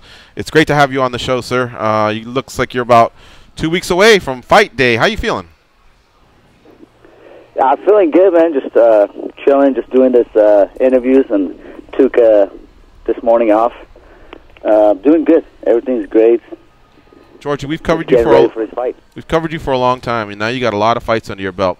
When you wake up in the morning, is it still the dream of being a world champion that you pursue, or at some point have you migrated over to what happens to a lot of veteran fighters, and that's I also got to start being more of a businessman and just making some money here. I guess on the other side of the 50-yard line of your career, because you're now 32 years old. No, I'm still hungry. I'm still waking up with that same drive. I'm still training like I was 21. I still have that same motivation. If I wake up one day I don't have that, then there's no point to fight. So right. I still have big goals, big plans. I get this question a lot about my age, but it doesn't bother me. So I still have the same big plans, big goals. I believe you're still in your prime. I think you have to match the mental with the physical. Sometimes when you're young, man, you might have all the testosterone in the world, ready to whoop some ass, but you just get outfoxed by someone that has more experience. But here's why I asked, because Rashad Evans just had a loss in Mexico, and people were on the show calling in asking, should he retire? Should he retire? I'm like, well, if he still wants to fight and he's looking out for his health, and he gets checked out, and the promoter is willing to pay him, God bless him, man. Let him fight. You know what I mean? But I know that a lot of fighters kind of have that mentality of these are my bigger paydays as well. But hopefully it still matches that youth that you have, that hunger that you have to be a world champ. No, I agree. And I seen that fight against Sam Alvey. I think Rashad still has it. It just maybe something in his mind. Maybe it's something mental. But I think he still has it because Sam Alvey looked like shit. And fucking for Rashad not be able to finish him, it was frustrating. But I think it's something he's dealing with, and hopefully he comes back. Georgie Karakhanyan, our guest here on MMA Junkie Radio. He fights at Bellator 182 in a couple weeks out in the upper New York State area. Goes, what do you have for Georgie? Georgie, have you found a good balance within your training now, or do you how much does it evolve from camp to camp? Yeah, I balance it out with the training, with my kids, with everything, so it just that's the key, I think, about fighting. You got to balance it out. Sometimes you get too caught up, you're training too much, and you forget about all the other stuff going around you. So I think it's very important to balance out a lot of things. So having good time, training, and spending time with the kids, so it's important. Are you guys still doing the Big Bear trips and training out there in the high altitude? I'm still here. Yeah, I got my house here. So anytime I'm in fight camp, or not even a fight camp, I live here, and the train never stops. Even if I don't have a fight, I'm still here, mountain biking or running, doing all kinds of stuff. What a coincidence! We were talking about big bears earlier. But anyway, proceed, guys. What stands out when you think Daniel Pineda? What stands out in his game for you? What stands out in his game to me? Just the overall well-rounded, good grinder. He's a good wrestler. He mixes up really good. But skill-wise, I don't think he matches with me skill-wise. But, fight day comes, we'll see. All right, we also have former Pride in UFC veteran heavyweight Heath Herring in studio with us. He's got something for you. What do you have for Georgie, Heath? Well, first of all, yeah, best of luck on the upcoming fight. I know 2 weeks out, man. The nerves. Well, not the nerves, but it's just your weight. You're ready for it. I know exactly that feeling. Do you have your family with you in camp, or do you do the solo camp? So in the beginning, I won't have them here. Right. But just last week, I'll just come. For example, right now they're here. Just my kids are here, and like I said, it's important to spend time with your kids, balance it out. But in the beginning, I'm just solo by myself, or with my training partners. We come up here. Right. But yeah, like that. Yeah, I actually always was that way as well. I liked to focus and try to stay as focused on the fight and camp as much as I can. But I see a lot of fighters. Roy, for instance, takes his wife with him to the fights. I never Roy would Nelson. do that. Right. Okay. And the baby too? Do they have a young kid? Yeah, well, they do take him on occasion. Okay. Well, he's 3 now. Yeah. Jackson.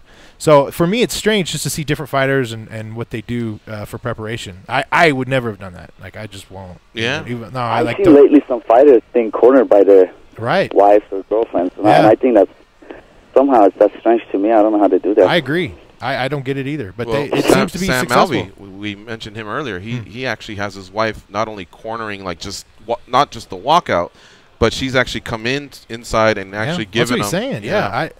I mean, if my wife was in the corner when I'm fighting, I'd be like, I don't know. She wouldn't be helping me very much. She probably tells him bitching around. Do you want this? He's right. That's exactly. If you don't win, we don't get the bonus.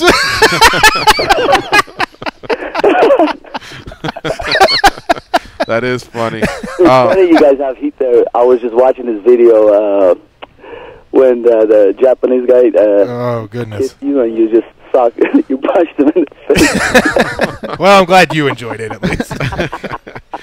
Yeah, no, we were talking about it earlier, and actually, Georgie, did you hear the news of remember Yoshihiro Takayama, who had that great fight with Don Fry, where they just smacked each other around for 2 minutes? Yeah, we're just hitting the head back and forth, boom, boom, boom. Well, that dude, I need to follow up, but I'm hearing that he may now be crippled, man, from the neck down. Did you hear anything like that? Oh shit! Yeah, I didn't hear this. Yeah, this is the first time I'm hearing this. I'm gonna look it up during the commercial just to make sure. But I saw it pop up a few times, and I'm one of those guys when I'm on the couch, if I'm watching the baseball or football or something, and if I scan, I'll see something. I'm like, oh, mental note, I'll get back to it. But my old ass, it forgets. So then in the morning, I'm remembering, oh yeah, I gotta follow up on that. So that's at the stage I'm at. Because Twitter, all it is a headline. It's not actual story. You got to click the story and then verify, see what's what. But that's just the memory that I have from That's Pride. why I got married. Huh? It's like having a personal assistant all the time. Yeah, yeah. Memory? Too good of a memory. That elephant never forgets, man. Yeah. All right, Georgie, where do you sit right now as far as your contract, by the way? How many fights do you have left with Bellator? It seems like every fighter we've been talking to this year, they're at some sort of a free agency stage. Where are you at? So after this fight, I'm going to have one more fight left. And from what I'm hearing, they want to keep me busy after this fight. So they said you'll fight one more time this year. But that's good. Other than that, that's about it. After that, we'll see if I stay there or the Russians are paying really good money, so maybe just travel there. I've been hearing that too. Yeah, and would you kickbox at all with Bellator kickboxing? Does that interest you? I think in the past, I've been telling them every day to put me on a kickboxing match, but they're just, I don't know. Maybe it's they're just barely growing. Maybe that kickboxing is just barely growing. Yeah. But no, they haven't told me anything. All right. Well, I hope you have a safe camp. What's left of it, a couple weeks. Safe travels to New York, and I can't wait to see you versus Pineda. I've watched Pineda for a long time. I think this is going to be a great fight. Yeah. I've been watching you for a long time as well, so good luck in that fight, man. We will definitely be watching, and we'd love to catch up with you afterwards like always. No, thank you, George and Goes and Heath. It was nice talking to you guys. Best of luck, buddy. All right, take care, Georgie. Thank you, bud. All right, folks, that is Georgie Karakhanyan, Bellator featherweight. He fights at Bellator 182, much like yesterday's in-studio guest, Chidi Njokuani, who will be headlining against Andrei Korshkov. So we'll definitely look towards that fight card in a couple weeks. The month of August is pretty dry in terms of MMA. We just had the fight card in Mexico that we referenced with Alvey and Rashad. But that's it. Other than McGregor and Mayweather, there's really not much combat sports. And then we got this Bellator card. And, of course, I know there's the other regional promotions out there. But, yeah, I mean, just really, really a quiet month as we get into September when all of a sudden football's a beast, man. Right. As far as I'm concerned, my high school's good. The college team I root for is good. My pro team's not as good. I like the Niners. Are you switching over now to the Raiders? No, I'm a Niners guy. Your not going to switch? Team could probably give your pro team a run for their money. The Trojans are ranked number 4. Oh, wow. USC Trojans, yeah. Mater Dei High School is where I went to. They're a powerhouse in football. They're playing Bishop Gorman from in town here. It's actually in San Ann is the game. And then the Niners are my squads. Who are your squads? Who do you root for? Are you a Dallas Cowboy guy or Houston Texans? On and off. Yeah, I mean, I was indoctrinated as a kid, so Cowboys have always kind of been there. I was with them when they were horrible, and then all of a sudden the 80s and 90s came around, and it was like... Yeah, I know high school football's a big thing. Like, man, I mean, Amarillo, I know when you're talking about high school football, I'm like, God, don't talk to me about high school football. Really? Amarillo High. We're awesome, man. Come on. Are you really? Oh, Texas high school football is fantastic. Okay. I mean, they didn't write Friday Night Lights for nothing. Well, I wasn't sure. I mean, it's such a big state, Honestly, some of the crazy. When I tell, I know there's like Dallas Carter was a high school. Dallas Carter, Odessa, Permian, Midland Lee. We played Odessa. I got a Permian T-shirt by Joe from Odessa. Gave me that as a. We have a plaque in Amarillo High. Well, I don't know if it's still there. But it was there. We beat Odessa Permian in Ratliff Stadium. No shit. Yeah, and they put a commemorative plaque at the school to remember it. We beat them. They were throwing rocks at the coach when we beat them. Their coach for losing. I mean, it's at their own coach. Yeah, for losing the game. We used to. I remember in high school we went to go play Pampa, Texas. They're big, which is a small town, and it was like a preseason game because they were like a lower division. Anyway, it was like they had their big corn festival. I remember coming in like everybody, the whole town was shut down for the game. They were barbecuing ribs and they're like, oh, I was like, man, those ribs smell good. And they're like, oh, you want some? Like right before the game, man, my coach was mad at me. He didn't let me play for the first quarter. Really? Yeah. Where's Pampa, Texas? How did he find out? Because I was sitting there eating when I was getting taped up. I was eating some ribs. And he's like, "Wow, you're not." Then, but the guy behind me wasn't very good, so he really showed me. Did you play all 4 years? Yeah, of course. Yeah. I played in college at West Texas A&M, and then I went up and played at. I was gonna play. I signed to play at Gannon University up in Erie, Pennsylvania, but then I went to go start fighting full time. Gotcha. All right. Yeah, football. Texas football, man, was no joke. What do you think of all this concussion stuff? It's part of the football game and it's part of the fighting game. And like on the one hand, Heath, like you had a lot of fights, but you hadn't fought until Ryzen in these last few months for like 8 years, if I'm not mistaken. So in a way, from the health side, like that might have been a great thing for you. Maybe, I mean, not getting hit in the head repeatedly probably was a good thing. And especially when we tie it into the fact that you grew up playing football. Yeah, I mean, any concerns there? there's a reason people pay you money to fight. There's a reason you get paid money on the professional level to play football, right? I mean, there's risk. It's like anything else. There's risk on and risk off. So I don't. But I think when you started, TBI wasn't as big of a issue as it is now. For example. No, it wasn't. But there was a lot of things that weren't. Doesn't mean it didn't exist or that it wasn't. Well, I know it's risky. Yeah, for sure. So I guess if you really want to boil it all down is do we need like safety rails everywhere, and does everyone need to wear like a bump helmet and at all times? I mean, we always have to wear seat belts.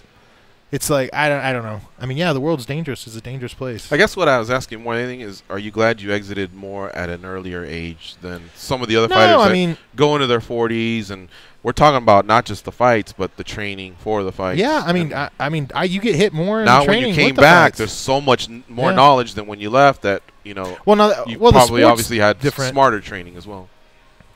Yeah, well, I guess that with the weights and conditioning, I totally agree with you. Yeah. And like when we talk, you have a pleasant conversation. Well, it's not like there's a stutter or loss of memory or anything like that. Well, and that's true. And there are lots of guys that were my peers that I've seen that have had some issues. And maybe that's why I've always so maybe I did save myself in a strange way the last 7 years. But I've had. It's good to have options, right? You had a lot of options. Options are good. Yeah. Do you You got it, but use them. You got to exercise them. That's the Cleveland the Clinic. Have you ever been participant in anything? I did. Like that? I actually am a participant in that. Okay, which was great. And so I went out there, and they said everything was fine. Nice. I mean, that makes me happy to hear. Well, man. I appreciate. Yeah, me too. Yeah, and I'm sure for you that must have been like a nice hurdle to clear. I guess. I know your career isn't done. I mean, sure. No, but it's something I never. I guess I didn't ever think about it because it wasn't an issue. If that makes sense. But if it became one, I don't know if you'd know the difference or not. What kind of testing did you do? The Cleveland Clinic, they do everything. It's crazy. There's a study. It's a brain health study, like a long term. So I'm supposed to go back here next year. That was part of the deal when you could sign in with it. And the nice thing about it is that they do a lot of your medicals for you. They do the CAT. Some of that stuff's expensive. The CT scans are like $1,000, stuff like that. So to get all that done in house, so it's a nice trade off. And they're doing whatever their study. And it's fantastic. It's a beautiful facility down there. All right, let's take a break. You're listening to MMAjunkie Radio on Sirius XM Rush 93. We'll come back. We'll keep taking calls. We have about less than 30 minutes left with the show. We have Heath Herring here in studio with us. Again, that number is 866-522-2846. It's the MMAjunkie Radio show on Sirius XM Rush 93.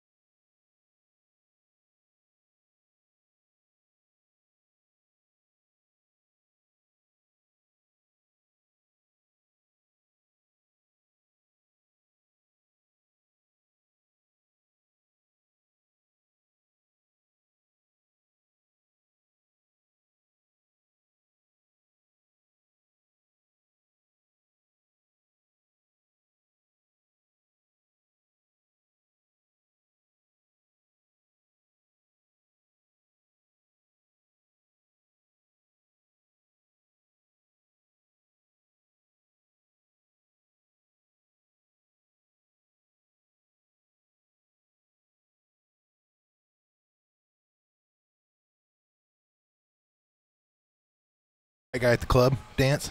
To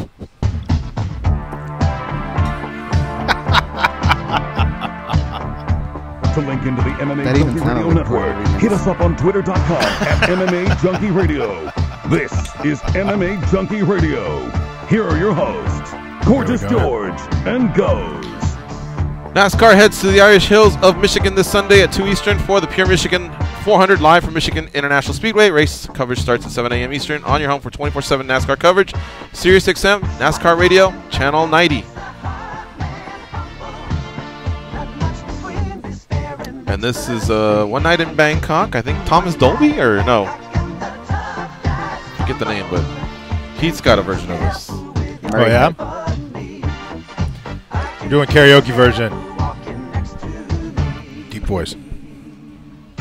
Bangkok, oriental setting, and the city don't know what the city is getting. The creme de creme of the chess world and a show with everything but Yul Brynner. Nice. That's it? Huh. Oh. Time flies. Doesn't seem a minute since the Tyrolean Spa had the chess boys in it.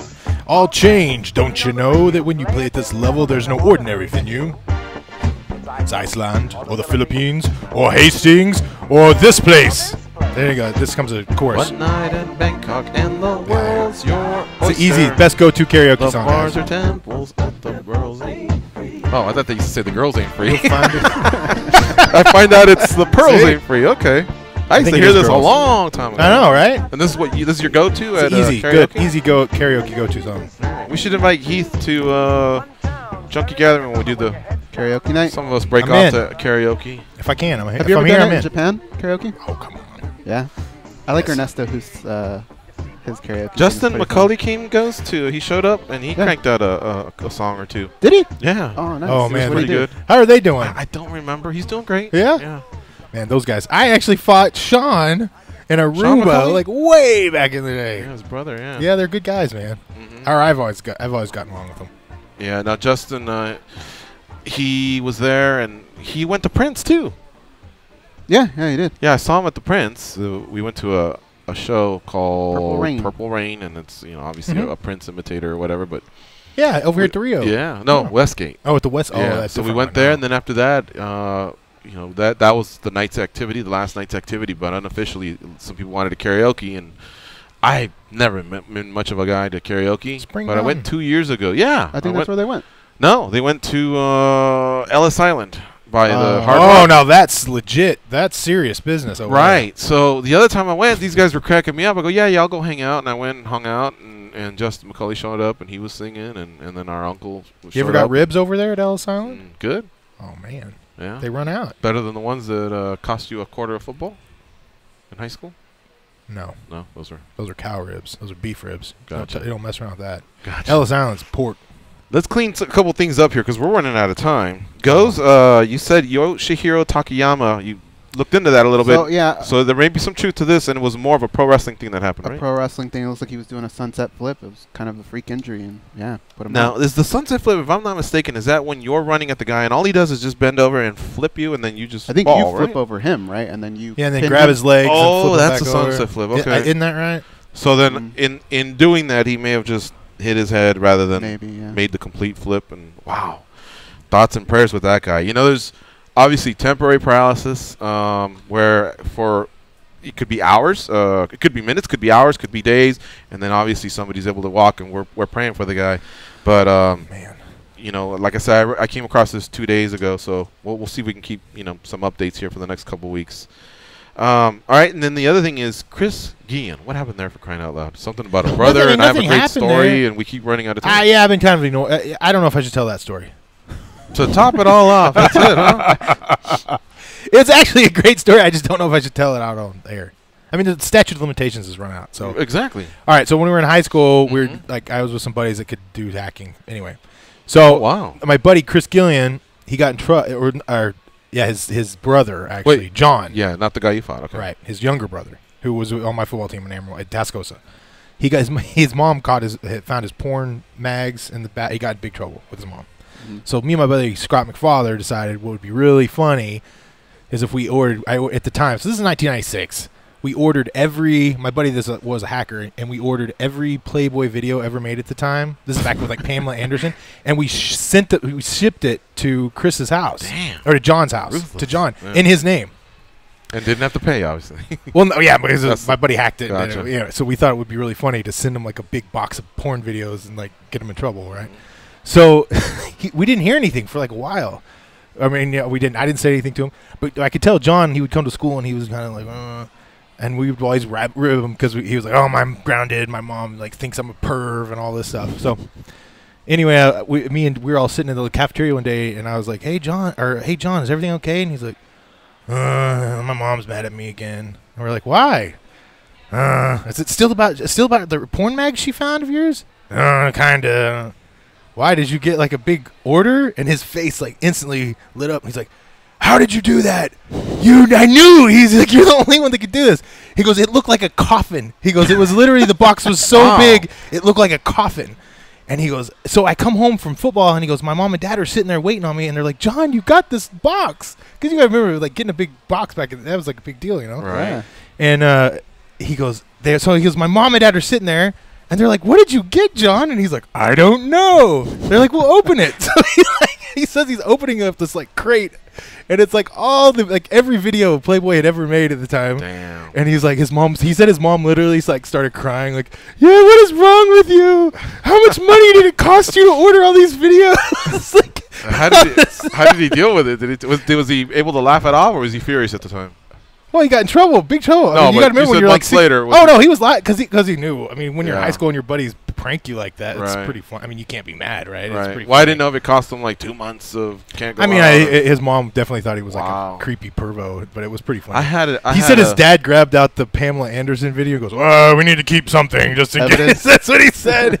But it was like really, I think it was like that's one of my best pranks. I think. Damn. I worked for an attorney who just 3 consecutive weekends I just got on a run. What'd you do this weekend? Oh, I went with Jill. Went out with a girl. What's her name? Jill. What'd you do this weekend? Oh, I went out with a girl. What's her name? Susan. What'd you do this weekend? You know, like that. Went out with a girl, I said, and then he goes, Jill? No. Susan? No. It happened to be another one.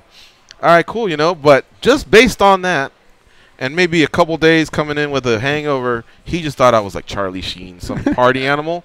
He actually started reaching out to my mom and some friends, and he was going to put me into one of those rehabs. He wanted to have an intervention for you. An intervention, dude, because I was a sexual addict.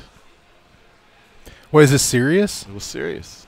Well, that's not a prank. That's just a weirdo. Well, but you know, you're talking about the mom freaking out. That's how this guy freaked out just on me. Yeah, but we did it. I wanted his mom to freak out more. I thought it'd be funny because he got like. Hey, it's Texas. It's like the Bible Belt, right? So like your buddy get his mom be like, "Oh, the Bible in your mind." I think that was a funny prank. I'm just saying. I've been on that end where someone thinks you're just a sexual deviant. Yeah, but that's crazy. If your boss is that involved in your personal life, well, it was just casual conversation at the coffee, you know, at the water cooler or whatever. What'd you do? Oh yeah, what'd you do? You know, but just based on that, I was a sexual addict. Yeah. Now imagine they're looking at everybody's social media and Facebook. I looked at my Google history today, and it's not good. Uh-oh. Want to see it? I don't know. I'm not scared. I'll tell you guys what's on it. What did you hear about that one guy that was like? You gonna post it? I don't know. Is it? It's NSFW for sure. I imagine. Hey, Showtime's on the line. He pussed out. I don't know if I want to see it. I don't know. Hey, when you were ordering all that porn, were you like, you know, it'd be really funny if we just send it to ourselves? No. Because you know, my mom would have killed me. Are you kidding me? You don't have to send the coffin. Just a couple movies here. I don't know. No. It was more just to like turn the knife. Let's talk to Showtime in Texas. What's up, Showtime? Mate, how you doing? Sorry, Showtime Showtime's from Chattanooga, Tennessee. What's up, Showtime? Hey, what's going on, fellas? Hey, what's going on, Heath? What's going on, buddy? Tennessee. Nothing much. Brother, I was looking at your you fought freaking who's who, man. Fighters, man. Damn. Yeah, Fedor, Nogueira, some beasts in there. Exciting. That's a freaking murderer's row. I mean, God. Let me ask you this, man. I hear some guys saying that, you know, you guys, you know, made some good money back in the Pride days. How, like, looking at this, since you've been around for a while, looking at this era of fighters, how do you sum up what they're getting paid now, combined with what you guys made, in the heyday of the Pride. I don't know that it's equitable. And by that, I don't know that you can compare everybody's, because some guys are making a ton, all right, and some guys aren't making anything. So it's really hard to put it all into perspective. I think some of the top guys are getting paid more than we were back then, but they should. I mean, the money's coming in. So it's just really hard to spread it out and equate it. I felt like the majority of the guys that I knew in Japan that were fighting at that top level were getting paid all fairly well at the time. And how it equates to now, I think it's just the gap. I mean, it's just huge, right? It's just spread out, so it's hard to say. I think the top guys now get paid more than the top guys back then, for sure. So, yeah. But as they should actually. So I don't know. Does that answer your question? I'm sorry, I didn't mean to skirt around it that much, but it was kind of hard to answer it directly. No, that is. I mean, because I was just hearing that some of the Pride guys, made a ton of money at that time. So at that time it was. I mean, at the time there was nowhere else you could fight and make that kind of money. So that is you're absolutely right in that. And the other thing was they would pay in cash. So that was kind of cool. Wow. And some guys got in trouble for it. I was fortunate enough. I always paid my taxes, but I think some people did not. Yeah, that's funny. Like, I heard you talking about you guys training and what you consider to be good training to have a room and putting some carpet down. Yeah. I played football in the the early 90s, the mid 90s, and I look at what we had in the training room and the stuff that we had then compared to what the guys have now, and it's like night and day. They're so freaking spoiled now with with all the treatment, the different types of treatment. We pretty much had old school treatment back then. How they're getting treated now. It's like the new guys are spoiled, man. They don't know how good they have it. Do you know how old we sound when we talk like that? I'm with you, but I'm like, man, I've become that old man. He walked uphill both ways. I'm telling you, but I feel it. I mean, it's getting old, I guess. Thanks for the call, Showtime. We got to take our last break. Folks, it's the MMA Junkie Radio Show on Sirius XM Rush 93. When we come back, we will close up shop. This is Heath Herring, UFC and Pride veteran. You can follow him on Twitter at the Heath Herring. Stay close, folks. We'll be right back.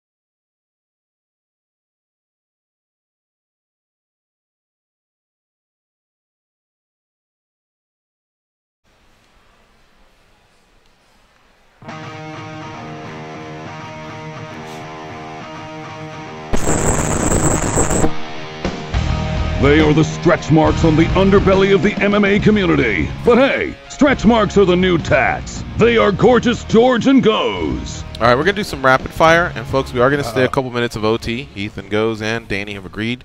So here we go. Robert Gray in the Facebook chat says, are you done fighting? Gutted you took so long out after Lesnar. So obviously he was a fan of yours. But, yeah, Heath, I guess we never identified. You did do 2 fights with Ryzen. Are you done, or is the door still open? I mean, I wasn't. I mean, yeah, doors open always. You know, if everything kind of works out and it's a good deal. And I mean, even this last couple fights, I didn't expect. They kind of came out of nowhere. So I was commentating, and then it was like, hey, you need to fight. Mm-hmm. You know, getting married, the wife's like, yeah, you're getting in there and you're fighting. So I was like, okay. Do you like it still? I love it. I mean, the fight is I enjoy. It's the everything else and all that I don't enjoy as much. I love the song. Did you enjoy the Ryzen experience? I did. Yeah. I do. You know, I actually have a really funny story about the last fight I had. Hang on to it because we're going to go to break. Sorry, when we come back. Or not a break. It's a 2-second break. This is my wedding song. Yeah? We thought you were kidding. No, I'm serious. Okay. Let me walk up.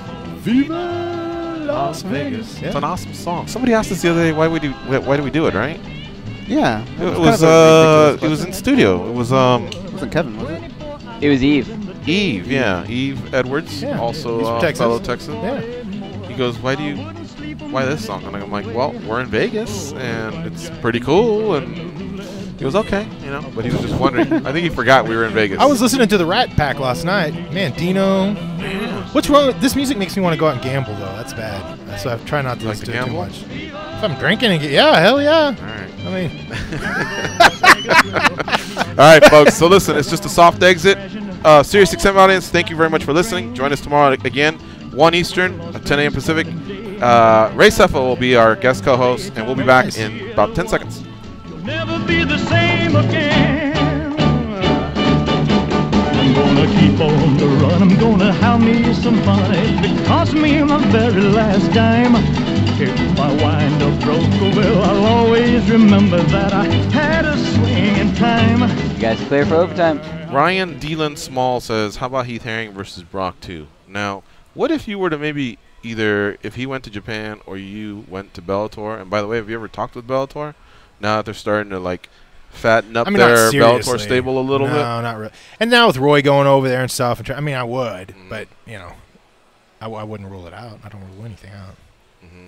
And look at Martin Stabilo says, can Heath do overtime to see how he would rap the California girls? Actually, people have been telling me stop with the California girls. That's why we did one night in Bangkok.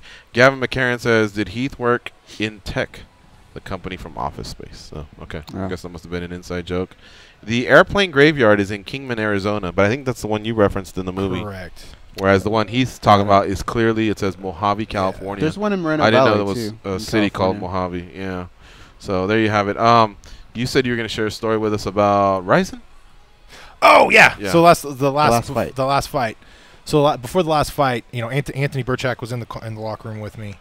Awesome dude. Yeah, he is. He and his wife, really good. I really enjoyed them. But anyway, so we're sitting there, and referee comes in, and he's talking to Anthony, and running through the rules with him. Probably normal, like 20 minutes going over the rules and the elbow this, and you got when I do this, and then then they turn around and come over to me and he goes, you know what to do, right, Heath? And I was like, yeah. And he goes, can I get a picture with you? And I was like, yeah. The ref? Yeah. So we got a picture of the ref. And then Anthony and his wife go, wow. and I go, well, you're old. When the referee goes, you've been here longer than I have. Can I get a picture?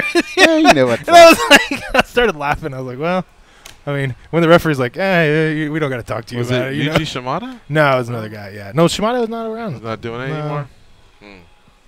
I don't know the story on it, but he's not. Here was the other questions I was going to ask. Really liked Yuji though. So. Yeah. If we can talk about the Pride Days. Yeah, absolutely. Because you mentioned cash and they pay in cash. Yeah. First of all, I want to know about. I think it was the Tokyo Hilton. People just used to say it was just a hub. Mm-hmm. Sometimes fights almost broke out between the Brazilian camps. People ate breakfast. People just networked. But yeah, exactly. Talk about, I guess, just what was that lobby like, and what was the feeling like? It was nuts. Do you have any stories from just that? Tons of stories. Yeah, Tokyo Hilton, man. It was even in my mind. They don't say there now. Awesome buffet, breakfast buffet, I guess. Yeah, but really everywhere in Japan. Okay. the food is fantastic. Yeah. I've never had a bad meal there. Okay. Yeah, it was. I mean, but and that's something I've noticed too. Back then, you would literally have fans 24/7. Crowd. They would be everywhere. I mean, it was crazy. It was really crazy. It was nuts. I mean, girls just like, oh. I mean, it was nuts. Now it's not that way. I mean, even these last couple fights, there's some people after, like you do autographs and stuff like that. Ryzen's not as well known as Pride? I think it's just, it's up and coming. Right. I mean, back in the day, really, it was really crazy. Rock stars. Yeah, I guess. I mean, that's like the closest I've ever. Did you ever almost see a fight break out in the lobby or anything like that? Well, I mean, the last time we had Vanderlei and Felony Bennett spitting at each other. I was in the middle of that deal. So, yeah. I mean, it's all that's normal. How intense did that get? It was. I mean, it's so intense that I got up. I was commentating. I was sitting there in the lobby, and I got up because I know both of the guys, and they were like fighting and going at, and it was escalating, and I knew it was gonna. That's when I stepped in, and Vanderlei knows me and Bennett knows me, so they were like, okay, we're not gonna hit Heath. Thank goodness. I'm gonna just go on. All right, and then the fight night was awesome.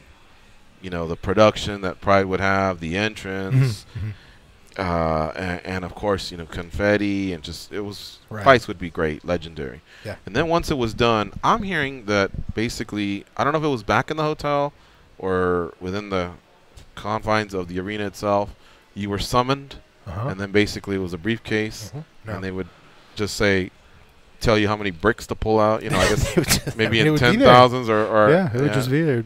It was stacks of cash.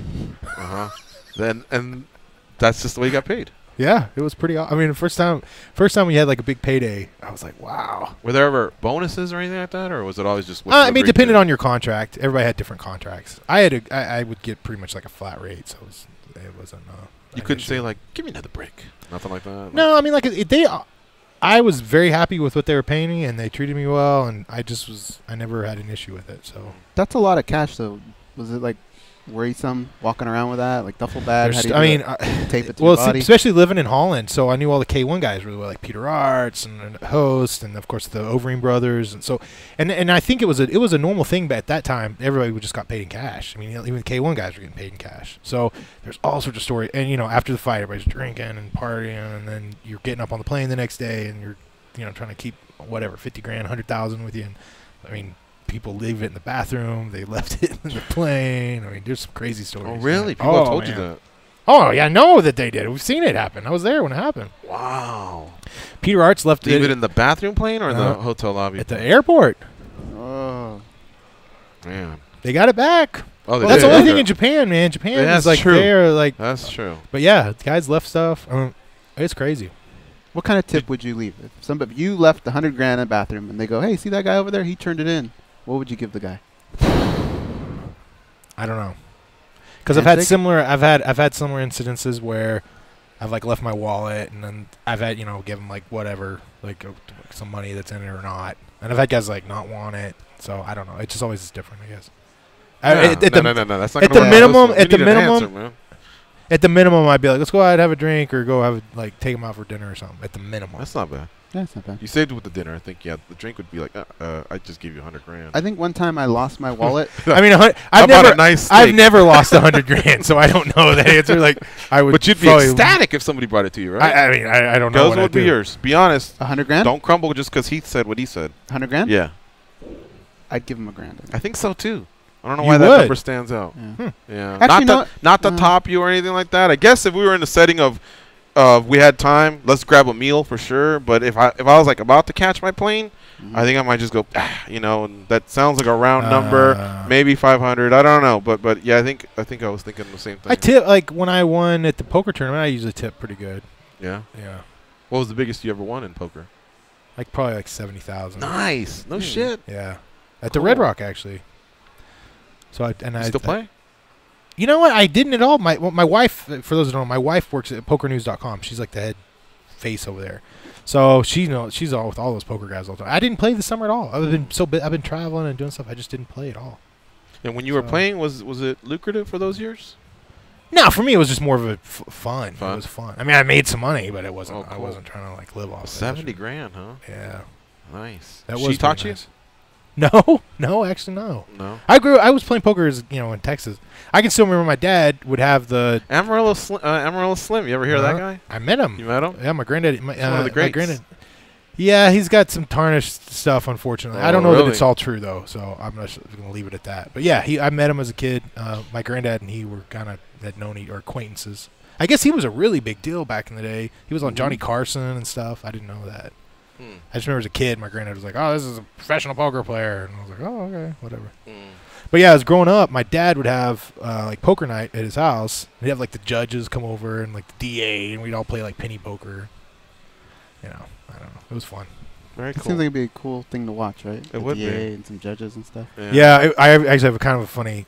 So John J. Thorpe was the district attorney, and this was when I was in high school. And so I had grown up playing, and Judge Carey was the district court judge. I got in trouble for some stupid stuff as a kid, like dumb thing. Anyway, so I had to go to court for it. Would you wedgie somebody?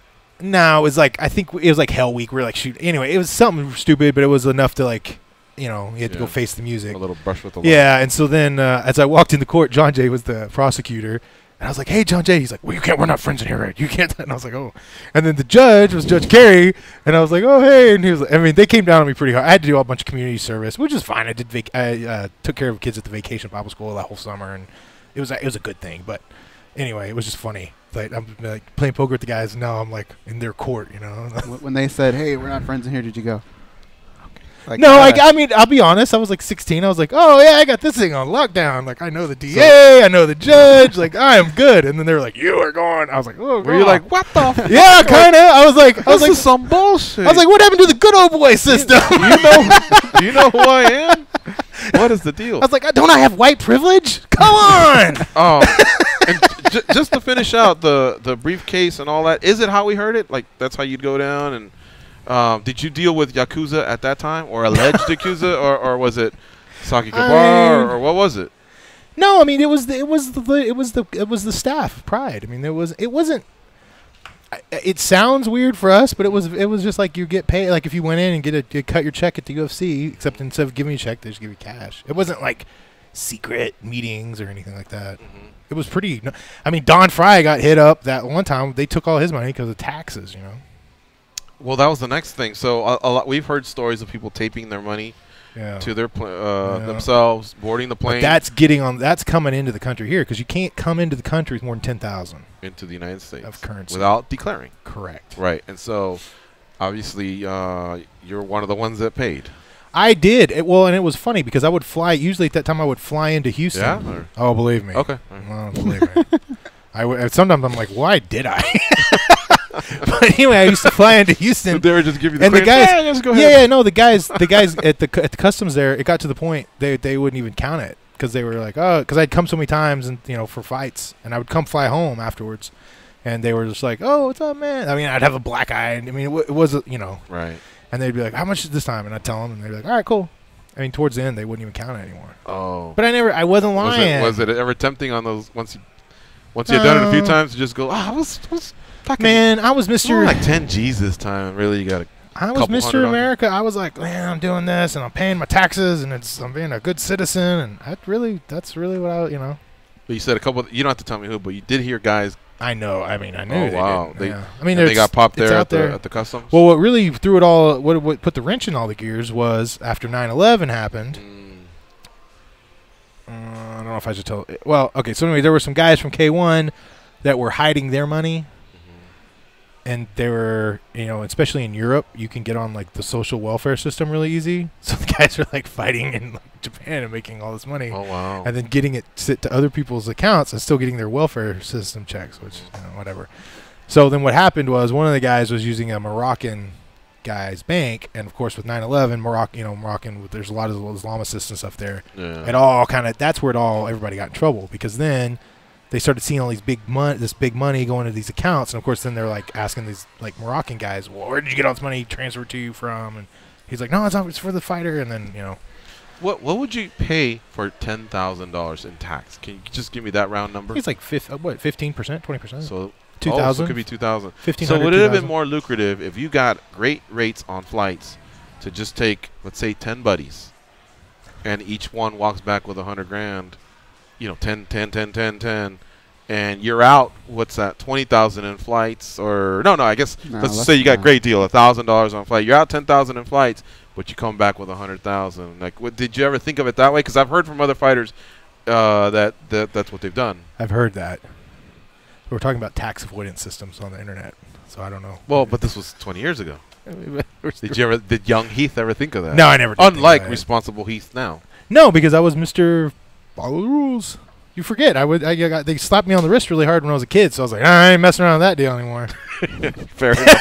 Fair enough. Is there anything you'd like to say to your fans or anyone that's listening before it's been great. This has been fun, man. Thank you for doing this. I'll come back again. I'm sorry I missed the big commemorative show deal back in June, but yeah, come on again whenever you guys. You gonna make the next commemorative show?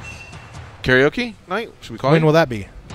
Probably next. Well, yeah. We'll stay in touch in 2018. I mean, if I can, I will. All right, folks. Tomorrow, Ray Seffel will join us. It down in his calendar. All right, 2018. I got it. Junkie Gathering, Georgia. I got 365 days to do it. Yeah, no, because you don't understand these ball busters. Is it today? These ball busters. They are asking for a date. They want it soon. And if we get backed into a corner and we put it out, I'm telling you, flights get paid for. Hotels get reserved. They're like a bad girlfriend. When are we getting married? Soon, next year, I swear. Something like that, man. So I don't want that to happen, but there's 3 times it could happen. Memorial Day weekend, 2018. Oh, God. 1 week after 4th of July, which is International Fight Week, or like 2nd or 3rd week in September. I mean, I can't commit to any of those dates right now. But it's just September's coming up. That's here next year. Oh, yeah. He's bailing you out, though. Think about it. If your wife goes, hey, honey, we got to go to this wedding in May. You go, what's that, 2018? I'm booked. And in my wife's defense, like, she's going to Barcelona here on Monday. I mean, my wife goes to some cool places. So what, poker? I don't mind. Yeah, for poker. Yeah. Cool. I'm going with her to Cyprus. Tag along? I do, yeah, quite a bit when I can, yeah. Cyprus, California, or the island Cyprus, in the Mediterranean? the island in the Mediterranean. Oh, all right, just asking. Yeah. That's Heath. Danny's back east. Goes did a great job, too. I took it to another level. I was fantastic. We're out of here, folks. Be champions. We'll see you tomorrow.